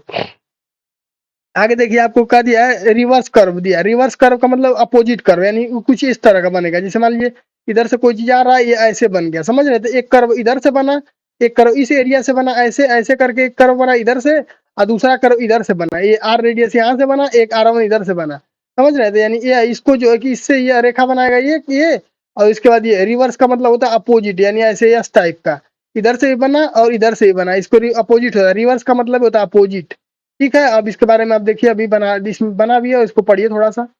पहला क्या लिखा हुआ है, इसमें क्या लिखा है, एक मिश्रित वक्र के समान एक रिवर्स कर्व में दो गोलाकार वक्र होते हैं, लेकिन उसके विपरीत होती है। दोनों ट्रेनों को सुचारू रूप से दिशा में बदलने की अनुमति देने के लिए इस प्रकार के वक्र का उपयोग अक्सर ट्रैक डिजाइनिंग या डिजाइन में किया जाता है, ठीक है। देख रहे हैं ऐसे करके बना होता है, ट्रैक डिजाइन में किया जाता है इसका काम, ठीक है। अगला पॉइंट आप देखिए, अगला क्वेश्चन आपको दिया हुआ है, अगला क्वेश्चन आपको क्या दिया, संक्रमण एंड ट्रांजिट वक्र के बारे में बताइए। संक्रमण वक्र क्यों और कहाँ प्रदान होता है। देखिए पहला क्वेश्चन आप पहला हेडिंग यहीं से बना सकते हैं, संक्रमण वक्र क्या होता है, हेडिंग डाल सकते हैं, संक्रमण वक्र डाल सकते हैं, हेडिंग डाल सकते हैं। पहला हेडिंग आपका यहाँ से बना, देखिए लिखने का तरीका बता रहे हैं आपको, संक्रमण वक्र क्यों और कहाँ प्रदान किया जाता है। पहला हेडिंग बताइए संक्रमण वक्र क्यों बनाए जाते हैं, दूसरा हेडिंग आप यहाँ से बना सकते हैं, कहाँ के लिए इस्तेमाल होता है इसका, अब संक्रमणों की लंबाई गणना के लिए विभिन्न तरीकों के बताई, देख रहे हैं। एक अगर क्वेश्चन, ये 5 नंबर क्वेश्चन आपको आता है तो एक हेडिंग, 2 हेडिंग, 3 हेडिंग और एक हेडिंग यहाँ से बना सकते हैं कि वक्र की लंबाई गणना के विभिन्न तरीके बताना है, कौन कौन तरीका है। 5 हेडिंग आप एक क्वेश्चन से बना सकते हैं, आपको 5 नंबर क्वेश्चन अटेम्प्ट हो जाएगा और इसको आसानी से आप लिख सकते हैं। समझ पा रहे हैं? जैसे इसमें आपको देखिए, अब यहाँ से पहला इसी क्वेश्चन में देखिए, पहला संक्रमण हेडिंग है, संक्रमण का हेडिंग पढ़ गया ना। देखिए अब इसमें क्या लिखा है, यह परवलयिक यानी पैराबोलिक वक्र होता है, का वक्र होता है जो वृत्तीय वक्र के दोनों छोरों यानी इंड पर इसकी स्पर्श रेखा व वक्रता के बीच दिया जाता है, अर्थात इसे सीधी रेखा और सरल वक्र के मध्य डाला जाता है। संक्रमण वक्र दो मिश्र जो है मिश्र यानी कंपाउंड जो होता है वह कंपाउंड या प्रत्यावर्ती वक्रों के मध्य भी डाला जाता है। इस उनमें जो है वक्रता का परिवर्तन सरल व सुगम बना रहे। संक्रमण वक्र की त्रिज्या इसकी इकाई लंबाई में बदलती रहती है, अर्थात इस वक्र की त्रिज्या अनंत से होकर शुरू होकर घटते घटते मुख्यतः वृत्तीय या वक्र के स्पर्श बिंदु या बिंदु पर आकर मुख्य वक्र की त्रिज्या के बराबर हो जाती है। संक्रमण वक्र देने में मार्ग की दिशा परिवर्तन एकदम न होकर सरल व सुगम बन जाती है, अतः इसे सुगमता वक्र भी कहते हैं। जब यह मुख्य सरल वक्र के समान ये वक्र के साथ दिया जाता है तो इसे मिश्र वक्र यानी कंपाउंड वक्र भी कहते हैं, कंपाउंड कर्व भी कहते हैं। वास्तव में संक्रमण वक्र सीध और वक्रता दोनों के बीच त्रिशंकु की भांति अटका रहता है। इसे संक्रमण वक्र को क्षैतिज तथा ऊर्ध्वाधर दोनों प्रकार के वक्रों के साथ बनाए जाते हैं। संक्रमण वक्र कई प्रकार के होते हैं, जैसे कैसा होता है। पहला क्या होता है, इसमें परवलय होता है, दूसरा सर्पिलाकार होता है, देख रहे हैं ये वृत्त की तरह बना हुआ है, ये वृत्त की तरह देख रहे हैं, वृत्त की तरह बना हुआ है, ये टेंजेंट है, संक्रमण वक्र है, ये सामने से इतना दूर संक्रमण है, ये सीधी रेखा है, आगे वृत्त बन गया, यानी ये वृत्त भी बना, संक्रमण भी बना, ये सीधा रेखा भी, तीनों रेखाओं को मिला के बन रहा है, देख रहे हैं ऐसे तरह का।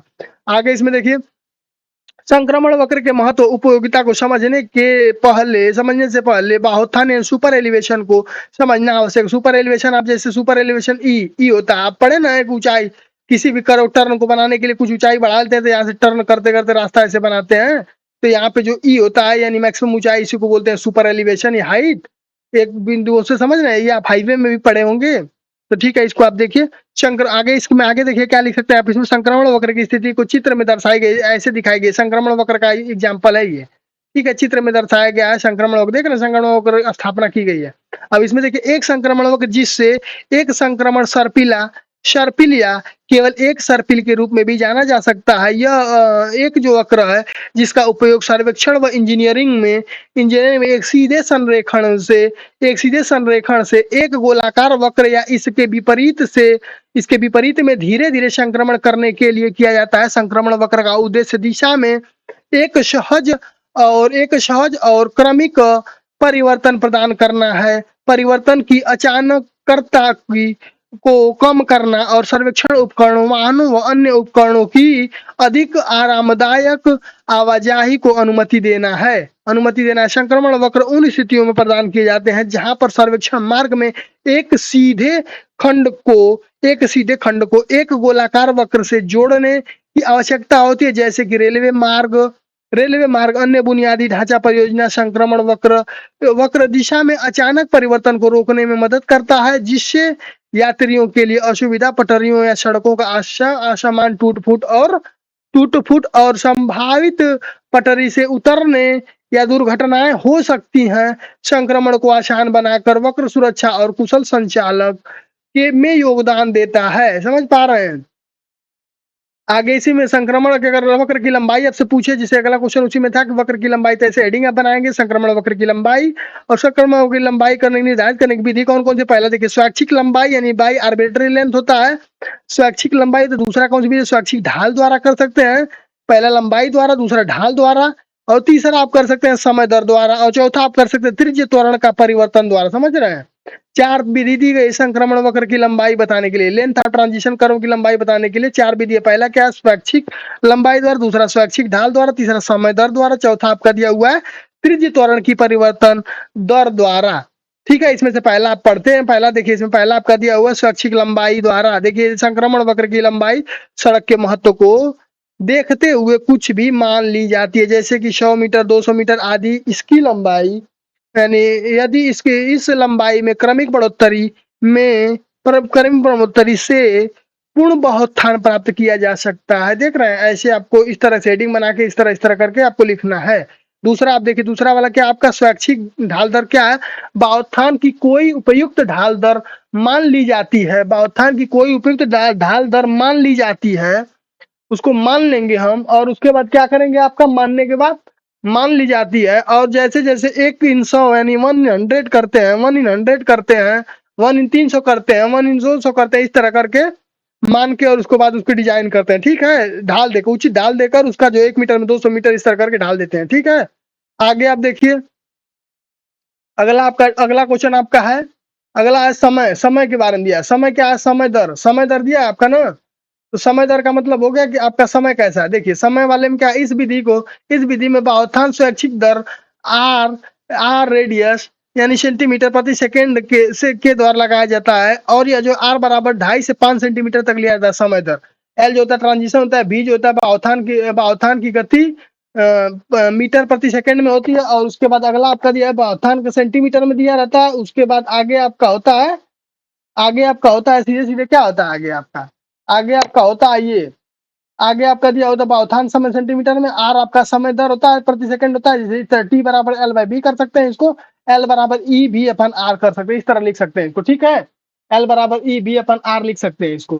ठीक है, अब आगे इसके बाद देखिए अगला आपका क्या है, इसके अलावा अगला त्रिज्य त्वरण वाला परिवर्तन दिया है, यह जो इसमें क्या लिख सकते हैं, संक्रमण वक्र की लंबाई ज्ञात करने के लिए यह विधि अधिक अपनाई जाती है। किसके लिए करी जाती है, संक्रमण वक्र की लंबाई ज्ञात करने की। इस विधि में संक्रमण वक्र की लंबाई जो होती है यात्रियों की सुविधा के आधार पर रखी जाती है, और यह त्रिज्य त्वरण के परिवर्तन में 30 सेंटीमीटर यानी 30 सेंटीमीटर, यहाँ से देखिए 30 सेंटीमीटर 30 सेंटीमीटर पर सेकंड स्क्वायर या पर सेकंड या 1 फीट पर सेकंड स्क्वायर पर सेकंड रखी जाती है। यात्रियों को यह महसूस भी नहीं होता है कि वाहन सीधी लंबाई में या वक्र पर दौड़ रहा है, इस तरह से करके इसको रखते हैं, समझ पा रहे हैं।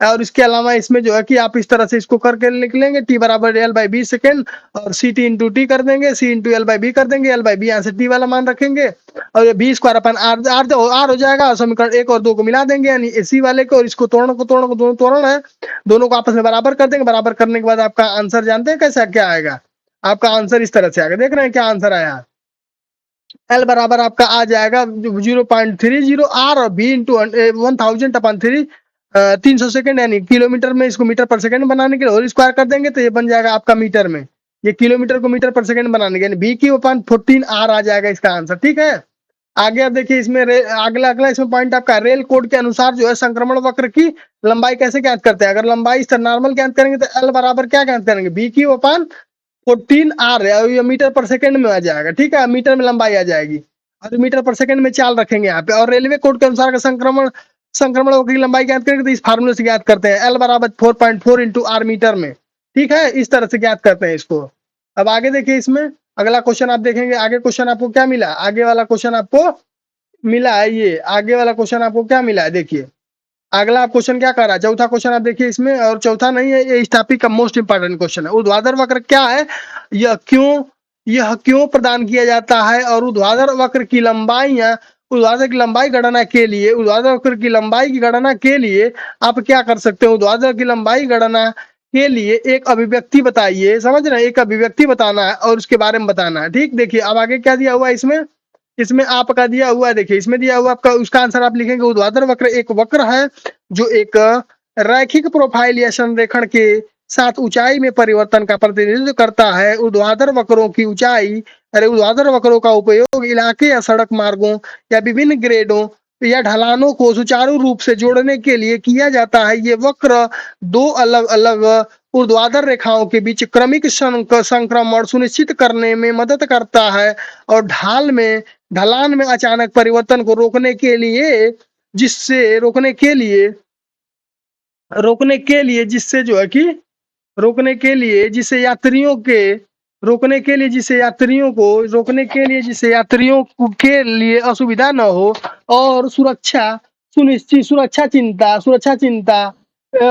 चिंता या वाहन स्थिरता के साथ समस्याओं को की जा सके, और ऊर्ध्वाधर वक्र को उन स्थितियों में प्रदान किए जाते हैं जहां पर सड़क, रेलवे, अन्य परिवहन मार्ग ढलान में परिवर्तन का सामना करते हैं, जैसे कि एक चढ़ाई ग्रेड से डाउनहिल ग्रेड में संक्रमण या इसके विपरीत है। ऊर्ध्वाधर वक्रों का उपयोग करके इंजीनियर ढलान में परिवर्तन की दर को नियंत्रित कर सकते हैं और ऊर्ध्वाधर यात्रियों के लिए आरामदायक और सुरक्षित अनुभव सुनिश्चित कर जो है कि क्या करते हैं, सुनिश्चित करके खड़ी ढलानों पर वाहन को नीचे गिरने की जैसी समस्याओं को रोकते हैं। ऊर्ध्वाधर वक्र की लंबाई आमतौर पर डिजाइन मानकों और दिशा निर्देशों के आधार पर निर्धारित की जाती है, जिससे कि डिजाइन की गति, ढलान में परिवर्तन की दर और ड्राइवरों द्वारा ऑपरेटरों की दृश्यता आवश्यकताओं जैसे कारकों को ध्यान में रखा जाता है। ऊर्ध्वाधर वक्र की लंबाइयां की गणना अक्सर के मान पद्धति का उपयोग करके की जाती है, जहां के ढलान में परिवर्तन की दर को दर्शाता है और इसे 100 फीट या मीटर पर प्रतिशत के रूप में व्यक्त किया जाता है। ऊर्ध्वाधर वक्र की लंबाई गणना करने के लिए किस सूत्र का इस्तेमाल करते हैं? देखिए ये सूत्र आपका क्या, ऊर्ध्वाधर वक्र की लंबाई ज्ञात करने के लिए L = v²/2g। ठीक है, के नियतांक टाइप का है, उसका मान दिया रहता है। देखिए L क्या है इसमें, L क्या है आपका, length of the vertical curve है। V क्या आपका, डिजाइन इन फीट पर सेकेंड या मीटर पर सेकेंड में दिया, डिजाइन स्पीड दिया हुआ है V। अगला आपका G क्या दिया, acceleration due to the gravity 32.2 से 9 फीट पर, अगर फीट पर सेंटीमीटर इसको फीट पर सेकेंड स्क्वायर में दे तो आप 32.2 लेंगे, अगर आपका मीटर पर सेकेंड स्क्वायर में दे तो आप 9.81 ले सकते हैं। ठीक है, अगर फीट में दे तो वो लेंगे, अगर मीटर में दे तो ये लेंगे। के इसमें क्या दिया, के rate of change in slope यानी एक्सप्रेस्ड एज अ डेसिमल, यानी के को जो है कि रेट ऑफ चेंज दिया हुआ है। ठीक है, के की डिजाइन के लिए देखिए अब इसमें क्या, के के बारे में थोड़ा सा बात कर लेते हैं। के क्या, के की डिजाइन पर मानकों के आधार पर निर्धारित किए जा सकता है और सड़क के प्रकार, परिवहन मोड और अन्य तरीकों के आधार पर भिन्न हो सकता है। विभिन्न डिजाइन यानी मैनुअल या दिशा निर्देशक विभिन्न स्थितियों के लिए अनुशासित के का मान प्रदान करते हैं। इस सूत्र का उपयोग करके इंजीनियर ढलान में एक सहज संक्रमण प्राप्त करने और यात्रियों के लिए सुरक्षा और आराम सुनिश्चित करने के लिए ऊर्ध्वाधर वक्र की उचित लंबाई या निर्धारित कर सकते हैं। अगला क्वेश्चन आप देखिए, इसमें क्या दिया हुआ, जीपीएस के बारे में पूछ रहा है। जीपीएस मोस्ट इंपॉर्टेंट क्वेश्चन है, जीपीएस को परिभाषित कीजिए। जितने भी आपको इसमें क्वेश्चन दिए जा रहे हैं मोस्ट इंपॉर्टेंट, आप सारे को अच्छे से अगर ध्यान से देख लेते हैं तो आप समझिए कि इसमें आपका कभी बैक लगने का कोई चांस नहीं होगा, इससे एक भी क्वेश्चन बाहर भी नहीं जाएगा। जीपीएस के सिद्धांत तथा अनुप्रयोगों के बारे में बताइए। देखिए जीपीएस के बारे में अब उत्तर हेडिंग डालेंगे इस तरह, इसका मतलब होता है global position system, positioning system इसको बोलते हैं। इसको क्या बोलते हैं जीपीएस को, G for global, C for जीपी, पी फॉर पोजीशनिंग और सी एस फॉर सिस्टम। देख रहे हैं जीपीएस का मतलब क्या, ग्लोबल पोजीशनिंग सिस्टम है। यह एक उपग्रह आधारित नेविगेशन और पोजीशनिंग तकनीकी है जो पृथ्वी की सतह पर स्थानों पर सटीक निर्धारण करने में सक्षम बनाती है। सर्वेक्षण में जीपीएस ने माप लेने और स्थान निर्धारित करने के तरीकों में क्रांति ला दी है। जीपीएस के सिद्धांत के बारे में थोड़ा सा बात कर लेते हैं। जीपीएस का सिद्धांत क्या होता है, जीपीएस जो है कि त्रिपार्श्वीकरण और सटीक समय के सिद्धांतों के आधार पर संचालित होता है। जीपीएस कैसा होता है, त्रिपार्श्वीकरण और सटीक समय के सिद्धांतों पर आधार पर संचालित होता है। इसमें पहला क्या होता है, ट्रिलाट्रेशन का मतलब क्या होता है, ट्रिलाट्रेशन एक ज्यामिति विधि है जहां ज्ञात संदर्भ बिंदुओं की दूरी को मापकर बिंदुओं की स्थिति निर्धारित की जाती है। और जीपीएस के मामले में ये संदर्भ बिंदु कक्षा में उपग्रह है तथा जीपीएस रिसीवर और कई उपग्रहों के बीच की दूरी को मापकर रिसीवर की स्थिति की सटीक गणना की जा सकती है। समझ रहे हैं। आगे देखिए सटीक समय का मतलब क्या होता है, सटीक समय भी हेडिंग बना सकते हैं, ऐसे हेडिंग बनाया जाता है और ऐसे ही लिखा जाता है। समझ रहे हैं। सटीक स्थिति देख रहे हैं क्या लिखा है, सटीक स्थिति की सटीक समय पर निर्भर करती है। सटीक स्थिति क्या करती है, सटीक समय पर निर्भर करती है। जीपीएस उपग्रह लगातार सिग्नल प्रसारित करते हैं। जीपीएस क्या करता है, सिग्नल प्रसारित करता है, जिससे कि स्थान की जानकारी और टाइम स्टैम्प दोनों शामिल होते हैं। रिसीवर सिग्नल प्रसारित होने के समय की तुलना उसके प्राप्त होने के समय से करता है और सिग्नल को यात्रा करने में लगने वाले समय की गणना करता है। यह समय अंतर प्रकाश की गति से गुणा करके उपग्रह की दूरी प्रदान करता है। समझ पा रहे हैं? ऐसे इसको क्वेश्चन बना के इसका आंसर लिखना है। एप्लीकेशन उसका कैसा, मतलब कैसे वर्क करता है, जीपीएस के बारे में, सर्वे में कैसे वर्क करता है जीपीएस, इसके बारे में हेडिंग बना सकते हैं। ऐसे हेडिंग बनाना है आपको, अपने दिमाग से हेडिंग बना लेना है। देखिए, जीपीएस तकनीकी में सर्वेक्षण और संबंधित क्षेत्रों में अनुप्रयोगों की एक विस्तृत श्रृंखला है जो बेहतर परिशुद्धता गति और डेटा सटीकता प्रदान करती है। कुछ उल्लेखनीय अनुप्रयोगों में शामिल है। पहला इसमें देखिए आप, पहला इसमें क्या है, जियोडेटिक नियंत्रण सर्वेक्षण, इसको बोलते हैं जीपीएस का उपयोग सटीक सर्वेक्षण किए गए नियंत्रण बिंदुओं के संदर्भ में नेटवर्क को स्थापित करने और बनाए रखने के लिए किया जाता है। ये बिंदु अन्य सभी सर्वेक्षणों के लिए आधार के रूप में कार्य करते हैं जो सुसंगत और सटीक स्थानिक संदर्भ सुनिश्चित करते हैं। समझ पा रहे हैं आप इस चीजों को? अगला पॉइंट देखिए, इसमें क्या लिया, अगला दूसरा लिया है स्थलाकृति मानचित्रण। इसका मतलब होता है जीपीएस तकनीकी में स्थलाकृति मानचित्रण का मतलब जिस स्थल का जो चित्र लेते हैं उसी को स्थलाकृति बोलते हैं। मानचित्रण के लिए कुशल और सटीक डेटा संग्रहण की अनुमति देता है। यह सुदूर या चुनौतीपूर्ण इलाके में विशेष रूप से मूल्यवान है। आगे आप देखिए, अगला आपका है, आगे आपका है क्या, इसमें क्या है, कैडस्ट्रल सर्वेक्षण। कैडस्ट्रल सर्वेक्षण आप अलग से भी पढ़े हैं। कैडस्ट्रल यानी जिसमें सीमाओं का आकलन करते हैं, क्षेत्र की सीमाओं के बारे में। देखिए इसमें क्या लिखा है, संपत्ति की सीमाओं और कोनों को सटीकता रूप से स्थापित करते हैं, विवादों को कम करने और सटीक भूमि रिकॉर्ड सुनिश्चित करने के लिए सीमाओं का सर्वेक्षण जीपीएस का उपयोग करके किया जाता है। कैडस्ट्रल से समझ रहे हैं, जैसे गाजीपुर की सीमा का बताना, बंबई की सीमा को बताना, उत्तर प्रदेश की सीमा को बताना, ये सब क्या है, कैडस्ट्रल सर्वेक्षण के अंतर्गत आता है। और ये जीपीएस के माध्यम से भी इसको किया जा सकता है, इसीलिए इसको आप हेडिंग बना सकते हैं। अगला क्वेश्चन आप देखिए, आगे आप क्वेश्चन दिया टोटल स्टेशन के बारे में। मोस्ट इंपॉर्टेंट क्वेश्चन है, टोटल स्टेशन क्या है। देखिए पहला हेडिंग तो यही बन गया, टोटल स्टेशन क्या है। दूसरा, टोटल स्टेशन का क्षैतिज कोण मापने की प्रक्रिया को समझाइए। दो हेडिंग तो ऑलरेडी आपका ऐसे बन गया। देखिए पहला आप उत्तर में ऐसे लिख सकते हैं, टोटल स्टेशन एक उन्नत इलेक्ट्रॉनिक सर्वेक्षण उपकरण है। इसका क्या नाम है, टोटल स्टेशन एक उन्नत इलेक्ट्रॉनिक सर्वेक्षण है ये, जिसका उपयोग जो है जियोडेटिक इंजीनियरिंग है। जियोडेटिक का मतलब होता है भूवैज्ञानिक, भू वर्गीकरण, भू जमीन वाला, जो जियोडेटिक इंजीनियरिंग और निर्माण सर्वेक्षण में किया जाता है। यह एक थियोडोलाइट कोण मापने के लिए एक ईडीएम यानी इलेक्ट्रॉनिक दूरी मशीन है। ईडीएम जिसको बोलते हैं, E for electronic, D for दूरी और एम फॉर मशीन या माप करने के लिए, माप होता है, एम फॉर माप, इलेक्ट्रॉनिक दूरी माप उपकरण। और डेया प्रोसेसिंग के लिए एक माइक्रो प्रोसेसर के कार्य को जोड़ता है। और टोटल स्टेशन सर्वेक्षणकर्ताओं को कोणों, दूरियों और ऊंचाई को सटीक और कुशलता से मापने में सक्षम बनाते हैं, जिससे वे विभिन्न अनुप्रयोगों के लिए एक बहुमुखी उपकरण बन जाते हैं। टोटल स्टेशनों का उपयोग करके क्षैतिज कोण मापने के लिए इन चरणों का पालन करते। देखिए इसी तरह पॉइंट करके बना के लिखा जाता है ताकि आपको नंबर पूरा मिले। पॉइंट का नंबर मिलता है, पॉइंट का एक नंबर ऐसे करके मिलता है। समझ गए? देखिए पहला आपका सेटअप करेंगे, उसमें सेटअप कैसे करेंगे, देखिए टोटल स्टेशनों को एक स्थिर त्रिपाई समझ रहे, ट्राइपॉड जिसको बोलते हैं, त्रिपाई पे जैसे जिसपे आप लाइट होकर रखते हैं, जिसपे प्लेन टेबल होकर रखते हैं, इसी को बोलते हैं। एक स्थिर त्रिपाई पर स्थापित करके यह सुनिश्चित करते हुए एक बिंदु के साथ समतल और अच्छी तरह से संरेखित किया जाता है, यानी इसको संरेखण करके मिलाया जाता है उसको, ठीक है। दूसरा क्या है, अंशांकन, यानी इसका बबल ट्यूब वाला है। अंशांकन का मतलब क्या है, बबल ट्यूब उसका देखते हैं। मापन शुरू करने से पहले कुल स्टेशनों को समतल और सही ढंग से उन्मुख करके अंशांकित करते हैं। इसमें जो होता है क्षैतिज वृत्त स्थापित करना और यह सुनिश्चित करना शामिल है कि उपकरण का लेबलिंग बुलबुला केंद्रित है कि नहीं है, उसके बारे में ये दिखाना है। अब तीसरा क्या कर सकते हैं, आरंभ जो होता है, आरंभकरण क्या होता है, स्टेशन का स्थान या उपकरण की ऊंचाई जैसे आवश्यक डेटा इनपुट करके कुल स्टेशनों को आरंभ करके कुछ आधुनिक टोटल स्टेशनों को में ऑनबोर्ड सॉफ्टवेयर होता है जो इस प्रक्रिया को सुव्यवस्थित करता है। ऑनबोर्ड जो होता है इस व्यवस्था को सुव्यवस्थित करता है।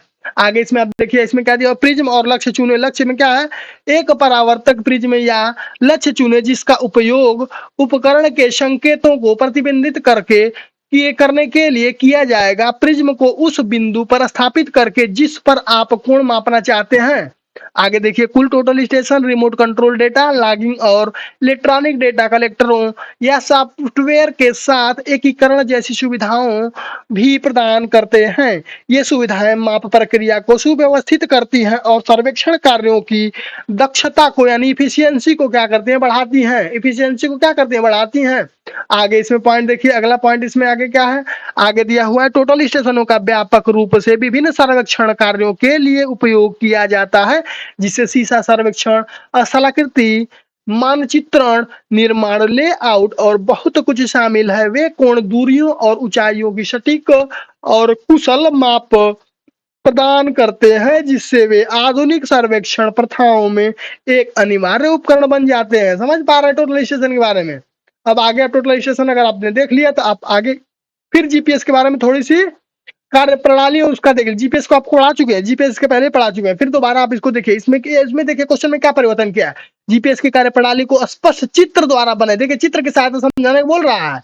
अभी तक क्या था, केवल जीपीएस की परिभाषा आपको बताना, जीपीएस का उपयोग बताना, सर्वेक्षण में क्या उपयोग ये बताना था, लेकिन अब क्या बताना है, उसकी कार्य प्रणाली बतानी है, कैसे काम करता है वो। दूसरा क्या इसका क्वेश्चन बन रहा है, चित्र की सहायता से बनाइए। तो आपको जो चित्र बनाएंगे उसका प्रैक्टिस एक बार कर लेंगे, जो चित्र आपको दिखाएंगे। समझ रहे, देखिए पहला इसमें पहला पॉइंट वाइज करके देखिए, इसलिए पॉइंट का नंबर मिलता है, इसलिए पॉइंट वाइज करके जैसे लिखा है ना, ऐसे ही आपको लिखना है। 5 6 7 पॉइंट दिख रहा है ना, ऐसे ही लिखना है। पहला पॉइंट पे पहला हेडिंग देखना है, सैटेलाइट नेटवर्क क्या लिखा है, सैटेलाइट नेटवर्क के बारे में पढ़ते हैं। देखिए, जीपीएस पृथ्वी की परिक्रमा करने वाले उपग्रहों के नेटवर्क पर निर्भर करता है। ये उपग्रह लगातार अपनी स्थिति और सटीक समय के बारे में जानकारी वाले सिग्नल प्रसारित करते रहते हैं। देखिए दूसरा हेडिंग क्या दिया हुआ है, जीपीएस रिसीवर है, जो रिसीवर को रिसीव करता है। देखिए जीपीएस को कैसे रिसीव, देखिए ये क्या दिया हुआ देख रहे हैं, ये देख रहे हैं, ये रिसीवर है, रिवोटिंग रिसीवर होता है। ये जीपीएस एंड रेडियो बीम से रेफरेंस दिया, रेफरेंस रिसीवर दिया। देखिए जीपीएस सैटेलाइट दिख रहा है ऊपर, ये सब क्या है, ये सब सैटेलाइट्स है, छोटे छोटे क्या है, ये सब सैटेलाइट्स लगे हैं ऊपर, ये ऊपर सैटेलाइट्स लगे हुए हैं। ठीक है, ये जो है कि ये भी सैटेलाइट है, ये भी सैटेलाइट सिंगल सैटेलाइट जो इसको करेक्शन करने के लिए होता है। ये राउटर टाइप का होता है, जैसे राउटर आप लगवाते हैं ना घर में, उस तरह का होता है। ये यहाँ से इसको देख रहे हैं, ये डिफरेंशियल करेक्शन सिग्नल है, यहाँ से सिग्नल देता है। ये सिग्नल टावर की तरह था, ये टावर है और ये क्या सैटेलाइट ऊपर लगे हुए हैं। इस तरह का आपको फिगर बना के दिखाना है, इस तरह का फिगर बना होना चाहिए और इसी के बारे में आपको बताना है। देखिए तो दूसरा क्या है, जीपीएस रिसीवर है, जीपीएस रिसीवर देख रहे हैं, जीपीएस रिसीवर, ये सैटेलाइट्स है और ये रिसीव करने वाला है, देख रहे हैं, ये रिसीवर है। ये सबको क्या कर रहा है, सभी सैटेलाइट से क्या कर रहा है, यहाँ से टावर से इसको, यहाँ सभी यहाँ से रिसीव कर रहा है, यहाँ से इसको, यहाँ ये सैटेलाइट इसको भेज रहा है, इधर इसको भेज रहे हैं। समझ रहे हैं, ये टावर से समझ पा रहे हैं, इसको रिसीव कर रहे हैं। आगे आप देखिए एक जीपीएस, आगे देखिए आगे क्या लिखा हुआ है आपका, आगे लिखा हुआ है जीपीएस रिसीवर में एक जीपीएस रिसीवर का उपयोग जमीन पर कई उपग्रहों को सिग्नल मापने के लिए किया जाता है। रिसीवर को 3 आयामों अक्षांश देशांतर ऊंचाइयों की सटीक स्थिति गणना करने के लिए कम से कम 4 उपग्रह सिग्नलों की आवश्यकता होती है। 4 उपग्रह सिग्नल की आवश्यकता, देख रहे हैं, एक उपग्रह 2 देख रहे हैं, इसमें देख रहे हैं, एक उपग्रह 2 सिग्नल, 3 सिग्नल और 4 हो गए कि नहीं हो गए, इसी तरह की 4 की आवश्यकता पड़ती है। ठीक है, आगे आप देखिए आगे क्या दिया हुआ है, आगे दिया हुआ है दूरियों की गणना करने के लिए क्या करते हैं, जीपीएस रिसीवर में उपग्रह से सिग्नलों में के यात्रा समय को मापता है और यह यात्रा के समय को प्रकाश की गति से गुणा करके प्रत्येक उपग्रह की दूरी की गणना करते हैं। आगे देखिए आपका क्या दिया है, ट्रिलाटेरेशन दिया हुआ, तो इसका मतलब क्या होता है, इसका मतलब होता है जीपीएस रिसीवर अपनी स्थिति निर्धारित करने के लिए ट्रिलाटेरेशन का उपयोग करता है। त्रिपार्श्वीकरण में उपग्रह से गणना की गई दूरी के बराबर त्रिज्या के साथ प्रत्येक उपग्रह की ज्ञात स्थिति पर केंद्रित क्षेत्रों या गोले की सतहों को प्रतिच्छेद करना शामिल है। अगला इसमें देखिए, अगला जीपीएस की स्थिति की सटीकता वायुमंडलीय स्थितियों की घड़ियों की त्रुटियों जैसे कारकों से प्रभावित हो सकती है। सटीकता बढ़ाने के लिए रिसीवर उपग्रह द्वारा भेजे गए डाटा को जमीन पर आधारित संदर्भ स्टेशनों के जानकारी का उपयोग करके इन जो है त्रुटियों को ठीक करना। स्थिति गणना कैसे करते हैं, देखिए एक बार कम से कम 4 उपग्रहों की दूरी ज्ञात हो जाने पर जीपीएस रिसीवर की स्थिति गणना जटिल गणितीय एल्गोरिथम का उपयोग करके की जा सकती है। यह गणना अक्षांश और देशांतर की ऊंचाई निर्देशांकों द्वारा कर दी जाती है। दूरी यहाँ से यहाँ तक की दूरी बताते हैं, इस तरह समझ रहे हैं। ये दूरी आपस में यहाँ से इसकी यहाँ तक की दूरी, इसकी दूरी, इसकी दूरी, सबकी दूरी यहाँ से यहाँ तक बताएंगे, समझ रहे हैं। इसको डिस्टेंस, इसकी जो दूरी बताते हैं। और इसको आपको फिगर को आप थोड़ा सा रफ कर देते हैं ताकि आप इसको जो है कि आप यहाँ से देख लीजिए, ताकि अपनी कॉपी में अपलोड कर लीजिए, ताकि ऐसे ही फिगर आप बना के और जीपीएस के बारे में चित्र के द्वारा अगर पूछे तो आप चित्र भी बना सकते हैं। नहीं पूछता है तभी भी अगर बनाते हैं तो आपको इसका नंबर मिलता है चित्र बनाने का, समझ पा रहे हैं। तो इसको आप स्क्रीन शॉट इसका ले लीजिए, चाहे इसको जो आप आराम से इसको ऐसे बना लीजिए अपने कॉपी पे, ठीक है। ऐसे बना लेंगे तो आपको फायदा होगा इसका। आगे देखिए, आगे अब इसके आगे क्वेश्चन की तरफ बढ़ते हैं और आगे देखते हैं आगे क्वेश्चन क्या दिया हुआ आपका। समुच्च रेखा क्या है? देखिए समुच्च रेखा पहले भी पढ़े हैं, क्या है समुच्च रेखा, फिर से पढ़ रहे हैं। और समुच्च रेखा की सीधी विधि के बारे में, समुच्च रेखा यहाँ इसलिए पढ़ रहे हैं क्योंकि आप सीधी विधि के बारे में संक्षेप में कुछ समझाना है हमको, समझ पा रहे हैं। देखिए क्वेश्चन बार बार वैसे रिपीट करके घुमा घुमा क्वेश्चन थोड़ा थोड़ा इधर उधर करके पूछेगा, बताएगा आपसे, वही चीज पूछेगा बार बार। देखिए समुच्च रेखा क्या है? समुच्च रेखा ऐसी रेखा जिस पर स्थित सभी बिंदुओं की किसी निर्देश तल से उच्चता समान या मान समान हो को सर्वेक्षण को समुच्च रेखा कहते हैं। को क्या कहते हैं? समुच्च रेखा कहते हैं। सर्वेक्षण कार्यों के लिए निर्देश तल यानी डाटम यानी मध्य समुद्री तल यानी मीन सी लेवल लिया जाता है। भूमि पर ऐसी रेखा की कल्पना की जा सकती है, परंतु कंटूर नक्शे पर इसे दर्शाना संभव नहीं है। संभव है कंटूर नक्शे पर परंतु कंटूर नक्शे पर इसे दर्शाना संभव है। देख रहे हैं कंटूर नक्शे कैसे दिखा रहा है, ये देख रहे हैं कैसे दिखा रहा है। ये 90 डिग्री है, ये 90 ऊंचाई है इसकी, इसका 100 है और इस तरह का ये देख रहे हैं। तालाब का है, ये तालाब का परिच्छेद बना झील का, देख रहे हैं। ये जैसे ऊपर का सबसे ऊपर का तल 100 है, जैसे जैसे नीचे जा रहा है वैसे घट रहा है, क्योंकि इसके नीचे ऊंचाई घट रही है इसकी, समझ रहे हैं। आगे इसमें जैसे पॉइंट वाइज करके देख लेते हैं, थोड़ा थोड़ा पॉइंट करके समझ लेते हैं। आगे देखिए पहला क्या दिया, क्षेत्र के निकट स्थित किसी क्षेत्र के निकट स्थित किसी अस्थाई, देख रहे हैं पहला पॉइंट क्या दिया, क्षेत्र के निकट स्थित अस्थाई, क्षेत्र के निकट स्थित अस्थाई, क्षेत्र के निकट किसी अस्थाई तल यानी बेंचमार्क जो होता है के संदर्भ में उन क्षेत्र में एक अस्थाई तल चिन्ह स्थापित करें। मान लो अस्थाई तल चिन्ह का मान 100 है, ये सब मान ले रहे हैं, ये डायरेक्ट मेथड बता रहे हैं आपको। दूसरा पॉइंट आप क्या कर सकते हैं, उसमें लेबल यंत्र को क्षेत्र के मध्य ऐसी जगह पर स्थापित करें जहां से अधिकतम बिंदुओं पर गज पठन संभव हो सके। तीसरा पॉइंट आप क्या लिख सकते हैं, अस्थाई तल चिन्ह पर गज रखकर पश्च दृष्टि लें और इस स्थापना के लिए उपकरण क्या एचआई ज्ञात करें। मान लो पक्ष दृष्टि 1.6 मीटर तथा उपकरण की ऊंचाई 100 + 1.6 यानी 101.60 होगी। उपकरण ऊंचाई में से समोच्च रेखा का मान घटाकर अग्र दृष्टि निकाल लें। मान लो प्रथम समोच्च रेखा का मान 100 रखा गया है, अतः अब क्षेत्र में ऐसे बिंदु ढूंढे जहां पर गज पठन 101 से 100 या 1.6 मीटर आए। अब देखिए समान ऊंचाई खोजना है। देखिए यहाँ तक क्या किए कि अभी तक ऊंचाई ज्ञात कर लिए, एक पॉइंट की ऊंचाई ज्ञात कर लिए। यहाँ तक क्या किया कि 101.6 के ऊंचाई ज्ञात कर लिए। यहाँ से हमको पता चलेगा कि 1.6 वाला मीटर ऊंचा आ रहा है।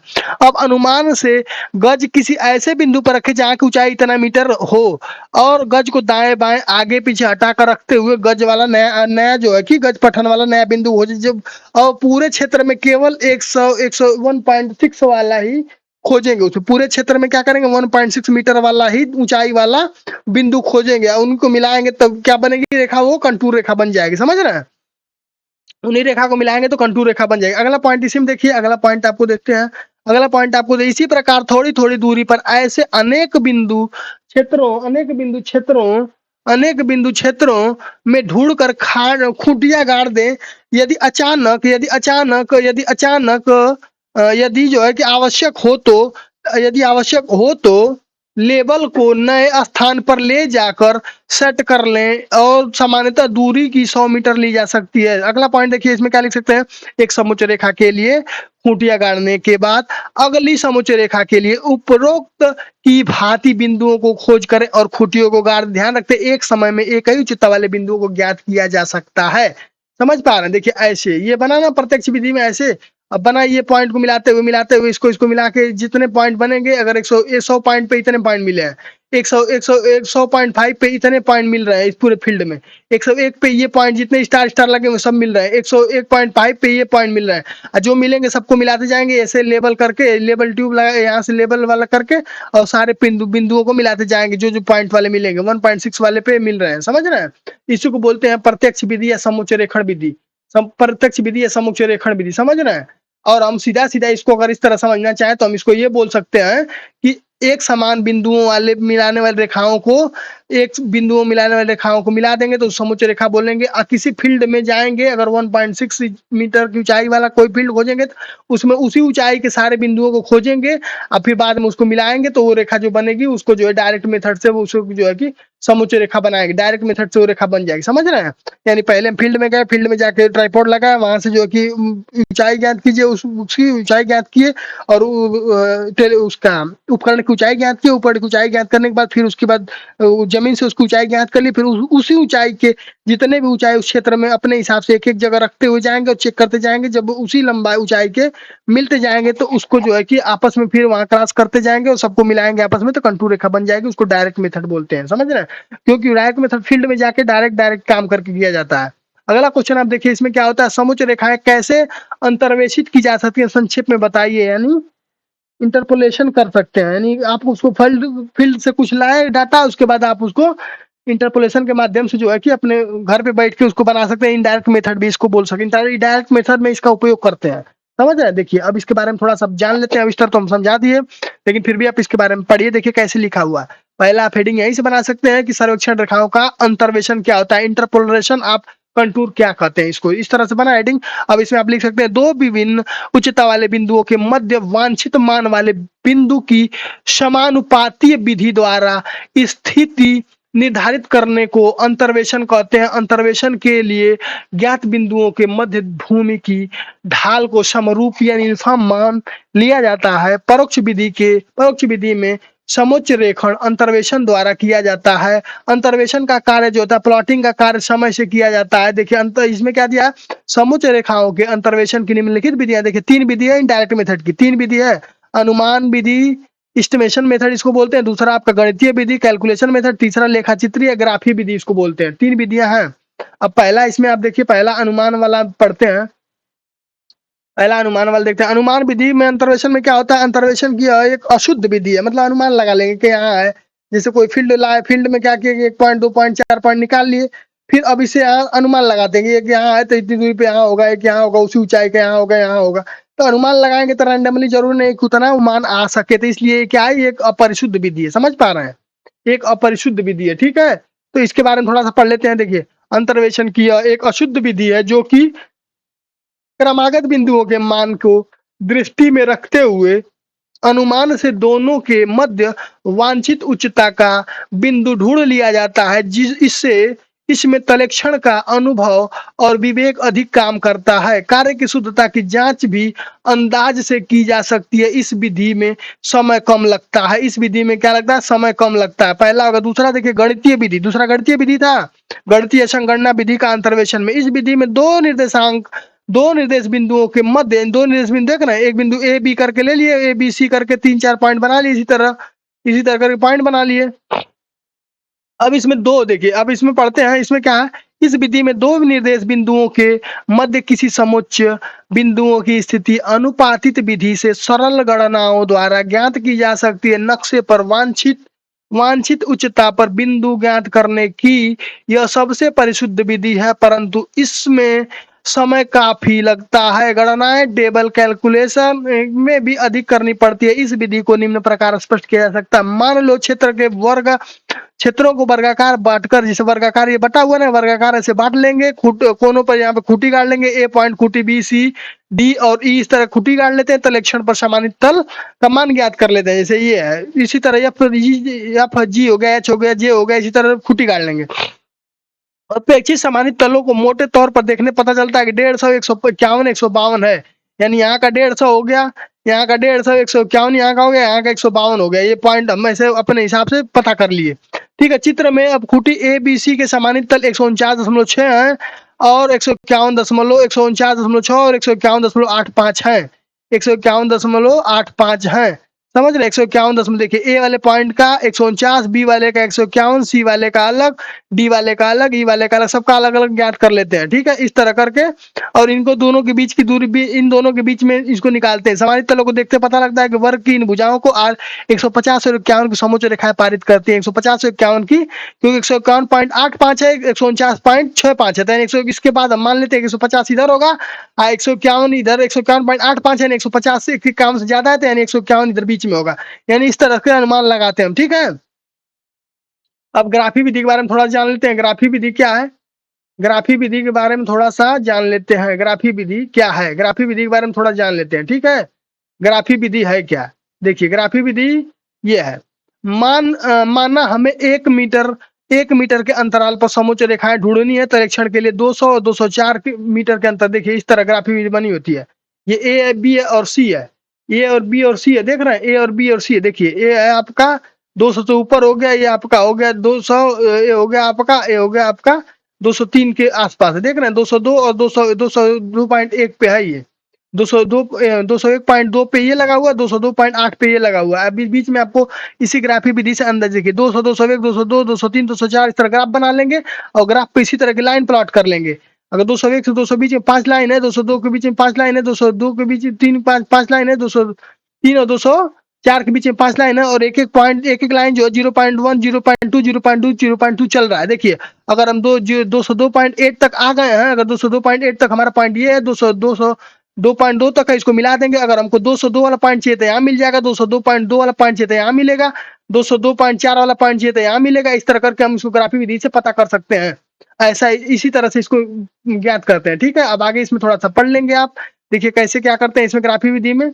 ग्राफी विधि में हम जो है कि 200, देखिए ये पढ़े ना कि हमें 1 मीटर के अंतराल पर जो है कि समोच्च रेखा ढूंढनी है, और जो है कि क्षेत्र में तलक्षण के अनुसार सभी समानित तल 200 204 मीटर के अंतर्गत आ जाते हैं। अब जो है एक अनुरेखण कागज पर या कपड़े पर का टुकड़ा ले और उसे जो है कि किसी पैमाने से 0.2 मीटर के अंतराल पर समोच्च रेखण के 5वें से 10वां भाग, 5 या 10 भाग कर सकते हैं, उसका कुछ भी कर सकते हैं अपने सुविधा के अनुसार, और अनेक अनेक समांतर रेखाएं खींच लें और उपरोक्त समानित तलों की सीमाओं की रेखाओं को 20 से 20 रेखाएं आती हैं, 0.2 आती है, अगर 5 रखेंगे तो आएंगे, 10 रखेंगे 0.1 आएगी। इस तरह से करके आप रेखाओं को 200 से और 204 के बीच में क्या करेंगे, इसको डिवाइड कर लेंगे, और माना नक्शे पर 2 क्रमागत बिंदु ए और बी हैं, और ए 202.1 और 202.8 तक लेते हैं। इनके मध्य पारित होने वाले 202 पॉइंट बिंदु ज्ञात करना है। तो देखिए अब क्या करेंगे, हम नक्शे बनाएंगे ऐसे, और इसमें क्या करेंगे 1 पॉइंट 202.201 पे लिए, 202.8 पे लिए, और इनके बीच हमको ज्ञात क्या करना है, 202.2 ज्ञात करना है। तो 202 पॉइंट वाला ये लाइन है, 202.2 वाला ये लाइन है, तो हमको इस लाइन पे चेक करेंगे कहाँ मैच कर रहा है, यानी यहाँ कर रहा है, समझ रहे हैं। ये 200 वाला 202 पॉइंट वाला 2 है ये, और 202.2 वाला अगर पूछेगा तो आप ये बताएंगे, 202.4 वाला पूछेगा तो आप ये लाइन बताएंगे, 6 वाला पूछे, 8 वाला पूछे, 10 वाला पूछे, तो आप उसी लाइन पर जहाँ ये कट करेगा उसी को बताते हैं, समझ रहे हैं। ये एक प्रकार का ग्राफी विधि है, ठीक है। आप इसके ये एक प्रकार का ग्राफी विधि है, ठीक है। अब आगे आप देखिए, इतना हो गया, तो अब आगे आप देखिए अगला क्वेश्चन क्या दिया है आपको समझाना किसके बारे में है। इसमें बताना आपको समतल पटल के केंद्रण के बारे में बताना है, दूसरा लेबलिंग बताना है, तीसरा आपका ओरिएंटेशन बताना है। तीनों बहुत मोस्ट इंपॉर्टेंट मेथड है, आपको प्लेन टेबल में तीनों आते हैं। समतल पटल का केंद्रण करना, समतल करना, उसका लेबलिंग करना और ओरिएंटेशन करना, ये तीनों काम आप पहले जब प्लेन टेबल ले जाएंगे फील्ड में लगाने के लिए, तो तीनों काम पहले ही करेंगे। चाहे किसी चीज की दूरी मापनी हो, नापना हो, कुछ भी करना हो, काम करने से पहले 3 काम ये आप पहले करेंगे। पहले समतल पटल को क्या करेंगे, केंद्रण करेंगे, तो पहले आप इसमें हेडिंग बनाएंगे केंद्रण करना, यानी चित्र पटल को उपकरण स्टेशन या स्टेशन की खूंटी के ठीक ऊपर इस प्रकार सेट करना है कि रेखण पत्र पर अंकित स्टेशन बिंदु ठीक स्टेशन खूंटी के ऊपर ऊर्ध्वाधर आ जाए और पटल का केंद्रण हो जाता है। यानी कहने का मतलब अगर ट्राइपोड लगा रहे हैं तो ट्राइपोड का मतलब होता है अगर ये फील्ड है तो इस पे जो है कि इस पे ग्राउंड पे इस पे आ जाए ये पॉइंट। पहला काम हम इसी पे करेंगे कि इस पे सेंटर पे इसके लाएंगे, ठीक है। पहला काम हमारा यही है। और पटल को त्रिपाद पर कसकर खूटी स्टेशन खूटी के ऊपर लाया जाता है तथा स्टेशन खूटी के ऊपर लाया जाता है। उसकी टांगों को आगे पीछे दाएं बाएं खसकाकर परिधि में घुमाते हुए केंद्रण किया जाता है। केंद्रण को यू फ्राक यानी प्लम्बिक भाग यू लगा के ऐसे ऐसे इसके सेंटर पे नापा जाता है। यू फ्राक होता है, इसको प्लम्बिक भाग यू फ्राक लगा के यू फ्राक द्वारा जो है कि यानी यू प्लम्बिक भाग इसको बोलते हैं। यू कांटा द्वारा की जाती है तथा कांटे की ऊपरी भुजा नुकीला सिरा पॉइंट किया जाता है तथा अंकित स्टेशन बिंदुओं को छुआते हुए रखने पर नीचे की भुजाओं के हुक से लटके हुए साहुल को ठीक स्टेशन की खूटी के ऊपर होना चाहिए। यदि ऐसा नहीं होता है तो पटल को त्रिपाद सहित थोड़ा इधर उधर खिसकाकर केंद्रण में लाया जाता है। यदि साहुल उपलब्ध न हो तो सीट पर बिंदु की स्थिति देखते हुए अंदाज से पटल पर निचली फलक से एक कंकरी स्टेशन खूटी तक गिराकर पटल के केंद्रण की जांच की जाती है। यह बड़े पैमाने पर जो है किया जाता है। ये बड़े पैमाने पर बनाए जाने के लिए नक्शे के लिए पटल का शुद्धता से केंद्रण में होना अनिवार्य है। छोटे पैमाने पर यह की जाती है। समझ पा रहे हैं? आगे देखिए, इसमें दूसरा काम क्या करेंगे आप? संतुलन करेंगे। दूसरा काम आपका क्या है? समतलन करना। समतलन आप कैसे करेंगे? समतलन ऐसे करेंगे। देख रहे हैं, समतलन ऐसे करेंगे। समझ रहे? समतलन ऐसे करेंगे, समतलन। ठीक है, समतलन ऐसे करेंगे आप इसका। देखिए, इसमें क्या करेंगे आप? जो है चित्रपटल के जो है कि चित्रपटल को क्षैतिज समतलन में लाने को समतलन कहते हैं तथा चित्रपटल को स्टेशन खूटी के ऊपर सेट करके इसका समतलन किया जाता है। और पटल को पाषाण की सहायता से क्या किया जाता है? पटल को पाषाण की सहायता से समतलन में लाया जाता है और पाषाण को चित्रण पटल पर दो परस्पर लंब दिशाओं में रखकर बुलबुलों को केंद्र में लाया जाता है तथा बुलबुलों को देखते हुए पटल का जो भाग ऊंचा जान पड़े त्रिपाद की उधर की टांग को थोड़ा नीचे को धसा दिया जाता है। समतल साधारण चित्रण पटल में त्रिपाद के पादपों को आगे पीछे दाएं बाएं खिसकाकर समतलन किया जाता है। समतलन की ये व्यवस्था है। समझ रहे हैं? समतलन ऐसे किया जाता है। आगे आपका दिया हुआ, आगे आपका ओरिएंटेशन दिया हुआ। आगे आप ओरिएंटेशन के बारे में देखेंगे। ओरिएंटेशन का मतलब होता है दिशा बताना, यानी चित्रपटल को अन्य स्टेशनों के प्रारंभिक स्टेशनों की मूल स्थिति व दिशा में लाने की क्रिया को पटल का द्विक स्थापन कहते हैं। द्विक स्थापन के लिए चित्रपटल को क्षैतिज समतल में इस प्रकार घुमाया जाता है कि सीट पर खींची सभी वास्तविक रेखाएं जमीन पर काल्पनिक रेखा। कहने का मतलब ये है कि अगर इस तरह के ट्राइपॉड लगा हुआ है, ट्राइपॉड पे अगर लाइन है तो लाइनों को क्या करेंगे? लाइनों को जो है कि इस तरह करेंगे कि आप जो है कि उसके समांतर सीधे से लाइन आए, उसके समांतर लाइन सीधे आए। समझ रहे हैं? उसके समांतर लाइनें सीधे आनी चाहिए। तो उसको क्या करते हैं? अगर उस तरह समांतर लाइनें आ जाए तो उसको जो है कि आगे पीछे परीक्षण कार्य आगे शुरू करें और जो है कि पहले चित्र पटल पर द्विक स्थापित करना अनिवार्य है। पटल दूसरे स्टेशनों पर ले जाने के लिए प्रारंभिक स्थिति पीछे की स्थिति पर दिशा में नहीं होगा, प्रत्येक स्टेशनों पर अलग अलग करके जाएगा और अलग अलग करके वहां पे जो है कि स्थिति का निर्धारण किया जाएगा। ठीक है, अलग अलग करके स्थिति का निर्धारण किया जाएगा। अगला क्वेश्चन आप देखिए। अगला क्वेश्चन आपको क्या पूछ रहा है? अगला क्वेश्चन आपसे पूछ रहा है कि आप बताइए कि एक संक्रामी यानी ट्रांजिट वर्नियर थियोडोलाइट के मुख्य भाग क्या क्या है और इनके जो है कार्यों को संक्षेप में व्याख्या कीजिए। संक्रामी जो थियोडोलाइट है उनके मुख्य भाग क्या क्या है? पहली बात तो थियोडोलाइट लगाते समय क्या क्या करेंगे? पहली बात तो ट्राइपॉड लगाएंगे। ट्राइपॉड लगाने के बाद जो है कि आगे उसमें जो है उसको मुख्य भाग यही है कि ट्राइपॉड लगाएंगे, त्रिपाद लगाएंगे, निचली प्लेट होगी, ऊपरी प्लेट होगी और उसके बाद पाद पेंच होगा, उसके बाद दूरबीन होगी, उसके बाद प्लेट बबल ट्यूब होगा, उसके बाद साहुल होगा, दिक् सूचक होगा और पाठ्यांक लेंस होगा और स्टैंडर्ड्स होंगे। ठीक है, अब इसमें त्रिपाद में क्या होता है? इस पर जो है कि त्रिपाद पे क्या करेंगे? पहले थियोडोलाइट। त्रिपाद मतलब होता है ट्राइपॉड जिसको बोलते हैं। त्रिपाद इस पर जो थियोडोलाइट ऊर्ध्वाधर स्थापित किया जा सकता है। निचली प्लेट या क्षैतिज कोण का पाठ्यांक करती है। ऊपरी प्लेट या जो है क्षैतिज कोण मापन में किया जाता है। इसका उपयोग जो है कि क्षैतिज कोण मापन में किया जाता है। पाद पेंच का मतलब क्या होता है? उपकरणों को समतलन करने के लिए यानी उसको जो है कि स्थापित करने के लिए होता है। और दूरबीन क्या होता है? दूरबीन जो होता है दृष्टि रेखा को स्थापित करने के लिए होता है। प्लेट बबल ट्यूब क्या करेंगे आप? प्लेट बबल ट्यूब का मतलब होता है उपकरण का समतलन जांचने के लिए होता है। शाउल का क्या होता है? केंद्रण मिलाने के लिए होता है। नीचे जमीन पे जो है वही ऊपर आ जाए, वही मतलब कि थियोडोलाइट के उपकरण में आ जाए। और उसके बाद अगला है दिक्सूचक। दिक्सूचक यानी चुंबकीय अमोत्तर ज्ञात करने के लिए क्या होता है? पाठ्यांक। सूचक का मतलब क्या होता है? पाठ्यांक लेने के लिए होता है। और आपका जो होता है स्टैंडर्ड क्या होता है? आपका स्टैंडर्ड होता है आपका दूरबीन जो है कि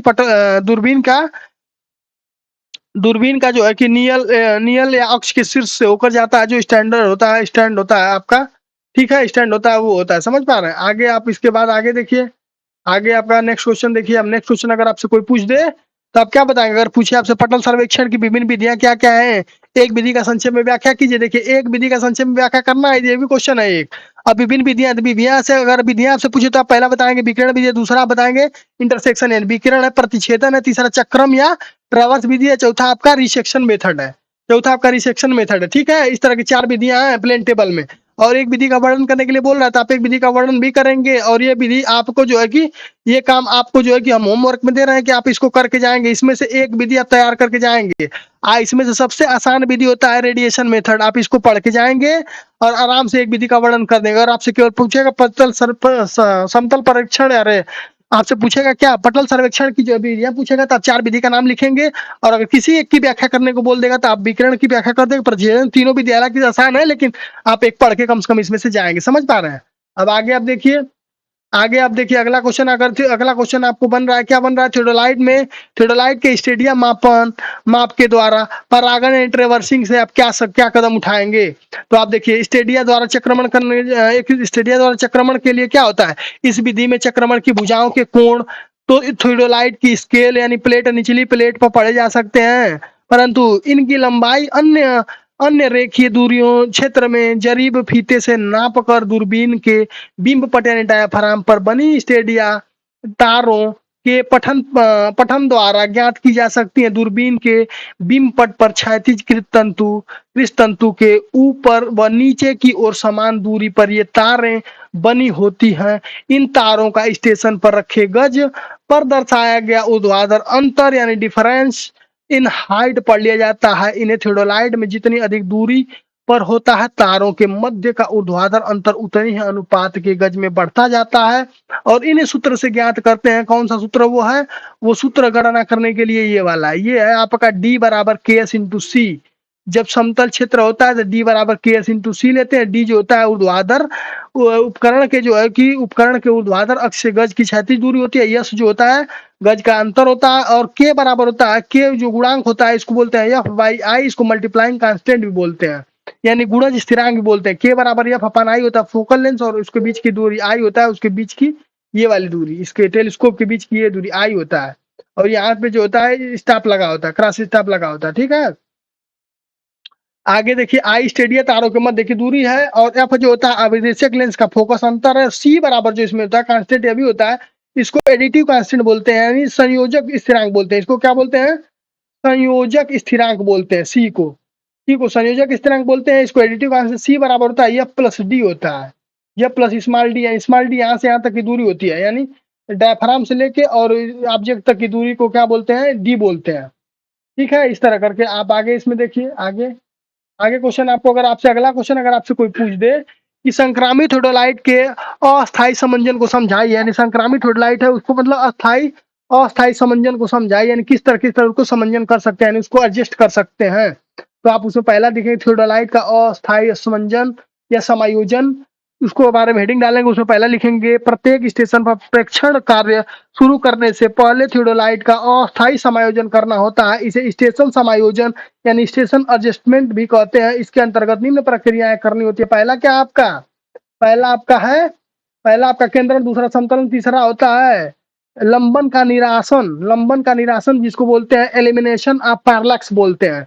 इन 3 काम आप करेंगे थियोडोलाइट में जब उसका अस्थायी समायोजन करेंगे। तीनों काम आप करेंगे। देखिए पहला पहला पहला पढ़ते हैं आप केंद्रण। थियोडोलाइट को स्टेशन खूंटी के ऊपर स्थापित करना, अर्थात उपकरण का ऊर्ध्वाधर अक्ष ठीक स्टेशन खूंटी के ऊपर आ जाए, केंद्रण कहलाता है।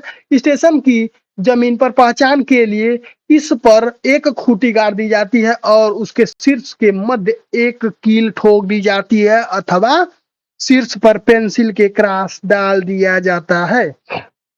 इस तरह से केंद्रण हो गया। दूसरा आप समतलन देखिए कैसे करते हैं। समतलन करेंगे आपका थियोडोलाइट समतलन आप करेंगे थियोडोलाइट का जो है कि केंद्रण जो होता है करते समय इसका लगभग समतलन भी हो जाता है और इसका जो शुद्ध समतलन करना होता है ताकि इसका ऊर्ध्वाधर अक्ष ठीक ऊर्ध्वाधर हो जाए।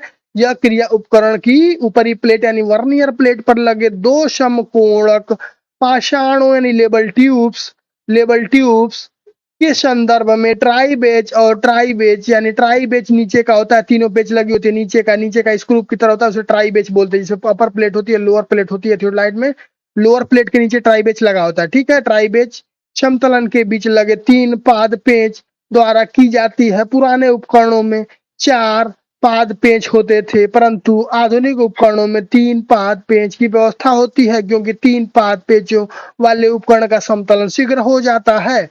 अब लंबवन यानी क्षण यानी एलिमिनेशन ऑफ पैरेलैक्स का मतलब होता है दूरबीन से देखने पर जब लक्ष्य का प्रतिबिंब या बिंब पट यानी डायाफ्राम जिसको बोलते हैं, डायाफ्राम पर ठीक से नहीं उतरता है अर्थात आंख को ऊपर नीचे करके देखने पर प्रतिबिंब कृष्ण तंतु पर तैरता हुआ नजर आता है तो इसे लंबवन या दोष कहते हैं। यह लक्ष्य कांच ऑब्जेक्ट ग्लास के दोषपूर्ण फोकसन के कारण होता है। अगला अगर पॉइंट आपसे कोई पूछे पटल सर्वेक्षण की कौन कौन सी त्रुटियां अभी विधियां बताए थे, विधियां आपकी 4 बताए हैं। अब आपसे त्रुटियां पूछ रहा है, उसको नियंत्रण करने के उपाय भी आपसे पूछ रहा है तो आप बताएंगे पटल सर्वेक्षण की निम्नलिखित त्रुटियां। पहला उपकरणीय त्रुटि का मतलब होता है उपकरण अगर खराब हो, जैसे चैन खराब हो गई, टेप खराब हो गया या कंपास खराब हो गया, कुछ भी खराब है उपकरण में तो उससे भी पटल सर्वेक्षण में क्या आती है, त्रुटि आती है। दूसरा आपका दिया कुशल प्रयोग एवं लक्ष्यबद्धता में त्रुटियां निकालने का मतलब अगर कुशल आपको फॉलोअर और वो नहीं है, कुशल अगर फॉलोअर नहीं है आपका या फिर कुशल आपका जो है कि लीडर नहीं है तो उससे क्या होगा कि अब जो त्रुटि उसमें आ जाएगी। कोई भी अगर मापन में लिखने में त्रुटि आ गई, समझ रहे हैं, त्रुटि उसमें जो है कि करने में आ गई, नापने में त्रुटि आ गई, लंबाई चौड़ाई या कुछ भी करने में त्रुटि आती है। या कुशल श्रमिक जिसको बोलते हैं, जो कुशल जो है लीवर और कुशल लीडर होता है वो होना चाहिए और फॉलोअर कुशल होना चाहिए। जो नापने वाला होता है वो कुशल होना चाहिए, जो प्लॉट करने वाला होता है वो होना चाहिए। तीसरा इसमें दिया है कि आलेखन में त्रुटि, आलेखन का मतलब इरर ना, प्लॉटिंग करते समय अगर मान लीजिए कोई डाटा है आप प्लॉट कर रहे हैं उसमें गलत लिख दिए, मान लिया 18 मीटर आ रहा है आप उसको 8 मीटर लिख दिए। या अगर कोई डाटा में अगर आपका लंबाई अगर चैन की लंबाई 20 मीटर आ रही है तो आप उसको 16 मीटर लिख दिए। तो कुछ भी अगर आप उसमें डाटा में एरर लिखते हैं, प्लॉट करते हैं तो भी वो क्या है, एक प्रकार का एरर है। ठीक है, अब अगला क्वेश्चन आप देखिए, आगे आपका दिया किसी पहाड़ी समोच्च रेखा में मानचित्र यानी कंटूर मैप व बिल पर किसी सड़क के सीधी यानी अलाइनमेंट कैसे मिलाएं, चरणबद्ध तरीके समझाइए। किसी पहाड़ी और समुद्र रेखाओं पर मानचित्र को कैसे सीधे सीधे मिलाते हैं उसके बारे में। सड़क संरेखण विधि वाला है, तीसरा विधि है सड़क संरेखण वाला। हालांकि इसको देखिए अलग से देख रहे हैं, इसमें क्या भूमि पर समुच्च ढाल रेखा लगाने के लिए नाती मापी यानी क्लाइनोमीटर जिसको बोलते हैं, क्लाइनोमीटर का उपयोग किया जाता है। माना कि चित्र में दिखाया गया, चित्र दिखा रहा है, ये लाइन है 140 का, 130 का, 120 का, 110 का, 100 का, सभी कंटूर लाइन है ये। ठीक है, माना चित्र में दिए गए एक चित्र में कि समुच्च रेखा नक्शे पर एक सड़क का संरेखण निर्धारित करता है। पूरी लंबाई में 1 इन 30 अनुदैर्ध्य ढाल दी गई है। नक्शे में 10 मीटर के ऊर्ध्वाधर अंतराल पर समुच्च रेखाएं दिखाई गई है। माना सड़क प्रारंभ बिंदु ए जो समुच्च रेखा 100 पर स्थित है, प्रारंभ बिंदु ए कहाँ है, 100 पर स्थित है। बी कहाँ स्थित है, बी आगे दिखे, अगला समुच्च रेखाएं जो है कि 110 पर स्थित है। बी कहाँ 110 पे स्थित है और सी कहाँ आपका 120 पे स्थित है। डी आपका जो 130 पे है, ई आपका 140 पे है। समझ पा रहे हैं, इसी तरह करके क्षैतिज दूरी 10-10 करके 300 मीटर है। इस प्रकार 300 मीटर नक्शे के पैमाने के अनुसार खोलकर केंद्र को केंद्र पर मानकर एक चाप लगाए जाते हैं। समुच्च रेखा 110, यहाँ से केंद्र पर चाप लगाएंगे, इससे लगाएंगे, इससे चाप लगाएंगे, इससे चाप लगाएंगे, दो चाप लगाते जाएंगे। समझ रहे हैं, ए माइनस बी की जो है कि कुल मिला के ए माइनस बी में 10-10 का अंतर आ रहा है। ठीक है, 10-10 का अंतर आ रहा है। इस प्रकार जो है कि आगे बढ़ते जाएंगे और 10-10 के अंतर पे जो है चाप लगाते जाएंगे, 10-10 का अंतर लेके चाप लगाते जाएंगे। ठीक है, और सर 101 बिंदु पर बी डैश निकालेंगे, ए माइनस बी बी डैश करेंगे, समुच्च ढाल रेखा होती है। इसी तरह 1 इन 100 करके करेंगे। इसके बाद एक जो है कि इसके बाद जो होता है इस बिंदु में जो है कि बी और बी डैश का केंद्र मानकर उसकी त्रिज्या से दूरी चाप लगाए जाने पर समुद्र रेखा 120 पर बिंदु का सी डैश काटते हैं। इसी तरह करके अलग अलग चाप लगा के A B C dash D dash P dash सब पे चाप लगाते हैं। ए और बी, बी से सी से डी, ई से तथा ए से A dash B dash C dash E dash को मिलाने वाली रेखाओं को सड़क पर प्रस्तावित करके संरेखण किया जाता है। इस रेखा को समुद्र ढाल यानी कंटूर ग्रेडियंट भी कहते हैं। और इस प्रकार की चाप प्रत्येक समुच्चय रेखा को सामान्य दो बिंदुओं पर काटती हैं। इस प्रकार दो संरेखण प्राप्त होते हैं और इन दोनों खंडों में जो संरेखण उत्तम और अधिक व्यवहारिक है वह वही अपनाना चाहिए। ठीक है, आगे देखिए। अब वक्रता के बारे में थोड़ा जान लेते हैं। वक्रता त्रिज्या, वक्रता अंश के बारे में, संबंध के बारे में जान लेते हैं।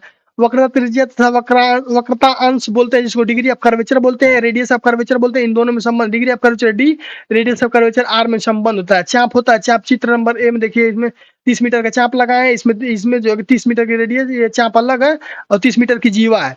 दो विधि से करते हैं, यानी चाप परिभाषा और जीवा परिभाषा से करते हैं। वक्रता डिग्री इस तरह निकालते हैं, समझ रहे हैं, इस तरह करके। अब इसमें पहला अगर हम मान लेते हैं कि अगर जरीब की लंबाई 30 मीटर ले करते हैं तो 30, ये 30 है ना, 30/d कर देंगे। 30/d यानी हो गया चाप बटे त्रिज्या, अरे चाप बटे कोण बराबर क्या होता है, त्रिज्या होता है। चाप बटे कोण बराबर त्रिज्या, यानी तो उसका पूरा होता है। तो इसका मतलब होता है आर कर देंगे, आर के बराबर। और आर को हम लिख सकते हैं 2π/3। अगर मान लीजिए थीटा अगर यहाँ से कुछ अधिक हो, कम हो, ज्यादा हो, तो इसमें लिखेंगे 2π/360 डिग्री लिख देंगे। और यहाँ आर बराबर 330 × 360 यानी 30 मीटर का लिए ही है। तो आर का मान 30 रखेंगे। अरे आर का मान, हाँ 30, इसमें 30/360 लिखेंगे। डी बाई यानी 30 का मीटर चाप लगाए 30 का, 30/d बराबर 2πr/360 रखेंगे। आर बराबर 30 × 360/2π/d। ये आता है 1718 लगभग। इसको लेते हैं क्या, 1719/d लेते हैं। एक पहला फार्मूला आपका ये हो गया। अगर इस पे क्वेश्चन भी आपसे पूछे, आर दे दे, डी पूछे, डी दे दे, आर पूछे, तो आप इसमें लगा सकते हैं। अगर 1 डिग्री के लिए आपसे पूछे तो डी का मान 1 रख देंगे, तो आर बराबर कितना आ जाएगा, 1719 का रेडियस हो जाएगा इसमें। समझ रहे हैं। और उसी तरह आप देखिए, अगर 5 डिग्री का पूछे तो 5 से इसमें डिवाइड कर देंगे, जो आंसर आएगा वो रेडियस हो जाएगा। अगर आप दूसरा देखिए, इसमें अगर आपका 20 मीटर का अगर हो, आपका 20 मीटर का लेते हैं तो 20/d करेंगे और 2π/360 करेंगे, 2πr/360 करेंगे। आर बराबर आपका कितना था, 1146.1145.92 आता है, लगभग 1146/d आ जाता है। ठीक है। अब जीवा के हिसाब से कोण एओपी लेते हैं। जीवा के हिसाब से कोण एपी/2 करके इस तरह करते हैं। इसमें जीवा वाला, तो जीवा वाले से भी आप इस तरह करके निकालेंगे तो इसमें क्या हो जाएगा, A/P, AP/OA। देखिए AP/OA और AB/OA करके करते हैं इस तरह। तो देखिए इसमें क्या होता है, हाँ इसमें एपी देख रहे हैं, ये अंग बना ना, एपी/OA का मतलब हो गया एक आधार हो गया, एक हो गया कण हो गया आपका, इस तरह करके बनता है। ठीक, तो इसको साइन थीटा बनाएंगे, साइन d/2 बना देंगे। अब साइन d/2 अगर एपी बराबर 15 मीटर, क्योंकि पूरी जीवा पे 30 मीटर होता है। अगर पूरी जीवा पे 30 मीटर की है तो अगर एपी यहाँ इस तरह करके बन रहा है, ए है, एपी है, ये वो है, तो अगर ये 15 हो गया ना, 15 मीटर हो गया, तो अब इस तरह करके बनेगा। तो एपी 15/r बराबर साइन d/2। अब डी का मान कम होता है तो डी साइन d/2 को d/2 रेडियन लिख सकते हैं। सीधे साइन हटा देंगे, डी का मान बहुत कम होगा, साइन काट देंगे। आर बराबर 15/d/2 इंटू π/180 कर देंगे, क्योंकि 180 डिग्री तीनों कोणों का 180 के आसपास होता है। तो लगभग ये कितना आ जाएगा, आर बराबर 1719 आ जाएगा। 1719 आ जाएगा ना, आर बराबर 1719/d आ जाएगा। और अगला देखिए आप, इसमें अगर आगे क्वेश्चन आपसे पूछे तो आप देखिए, समतल पटल सर्वेक्षण में प्रयुक्त होने वाले उपकरण कौन कौन से, उनके प्रकार पर उसको समझाइए। ये भी इंपॉर्टेंट क्वेश्चन है, उपकरण के बारे में कम समझाना चाहिए। समतल पटल या पटल सर्वेक्षण के लिए आवश्यक उपकरण कौन कौन से, देखिए पहला उपकरण आपका चित्र पटल यानी प्लेन टेबल जिसको बोलते हैं, या चक्रम या ट्रैवर्स टेबल बोलते हैं। दूसरा ट्राइपॉड लेते हैं आप तीसरा इसके बाद क्या लेते हैं, एलिडेट। साइड रूल के लिए क्या लेते हैं, एलिडेट लेते हैं। कौन कौन सा एलिडेट, दो प्रकार का होता है, पहला साधारण, दूसरा टेलीस्कोपिक। अगर आपसे एलिडेट के प्रकार भी पूछ सकता है आप क्वेश्चन, ये भी क्वेश्चन आप ध्यान में रखिएगा कि एलिडेट के प्रकार भी पूछ सकता है आपसे। पहला आप इसमें बनाएंगे प्लेन एलिडेट ये सब क्या होता है, साइड करने के लिए होता है। और दूसरा क्या होता है, टेलीस्कोपिक एलिडेट जिसको बोलते हैं, टेलीस्कोपिक बोलते हैं जिसको, टेलीस्कोपिक एलिडेट। ये एलिडेट के प्रकार पूछेगा आपसे तो आप दो प्रकार का बताएंगे, ये भी क्वेश्चन एक बन सकता है। आप चौथा देखिए, इसमें क्या पॉइंट लेते हैं, फुटकर उपकरण में कौन कौन सा लेते हैं, जैसे देखिए पाषाण लेबल ट्यूब लेते हैं। दूसरा आप लेते हैं जिसको आप इस तरह एन बना होता है, जिसमें एन बना होता है इस तरह करके, नॉर्थ बना होता है, नॉर्थ साउथ वाला पोल वाला बना होता है, चुंबकीय जिसको बोलते हैं, दोहरे चुंबकीय ट्रफ कंपास बोलते हैं, गोली बॉक्स वाला बनते हैं, सर्कुलर बॉक्स में, सर्कुलर में भी आता है, उसमें भी सुई लगी होती है, सुई घूमती है, नॉर्थ की तरफ उड़ती है। ठीक है, तीसरा आप देखिए, दूसरा तीसरा इसमें लेंगे यू फ्रॉक लेते हैं। यू फ्रॉक का मतलब होता है जिसमें साउल लगा होता है, ऐसे ऐसे करके होता है, इसमें साउल लगा होता है ऐसे, जिसको यू फ्रॉक बोलते हैं, नीचे साउल लगा होता है जो ग्राउंड पे जाता है। साउल का मतलब ये ऐसे सर्कुलर होता है ऐसे, और ये इसमें जाके ऐसे यू फ्रॉक की तरह होता है, ये टेबल पे लेते हैं और नीचे आके यू फ्रॉक होता है इस तरह। अगला साउल होता है, प्लम्बाव जिसको बोलते हैं। अगला उसके बाद देखिए संरेखण तंत्र तथा सर्वेक्षण है। रेंजिंग रॉड लेते हैं, जिसे रेंजिंग रॉड लंबा रॉड लेते हैं उसको रेंजिंग रॉड बोलते हैं।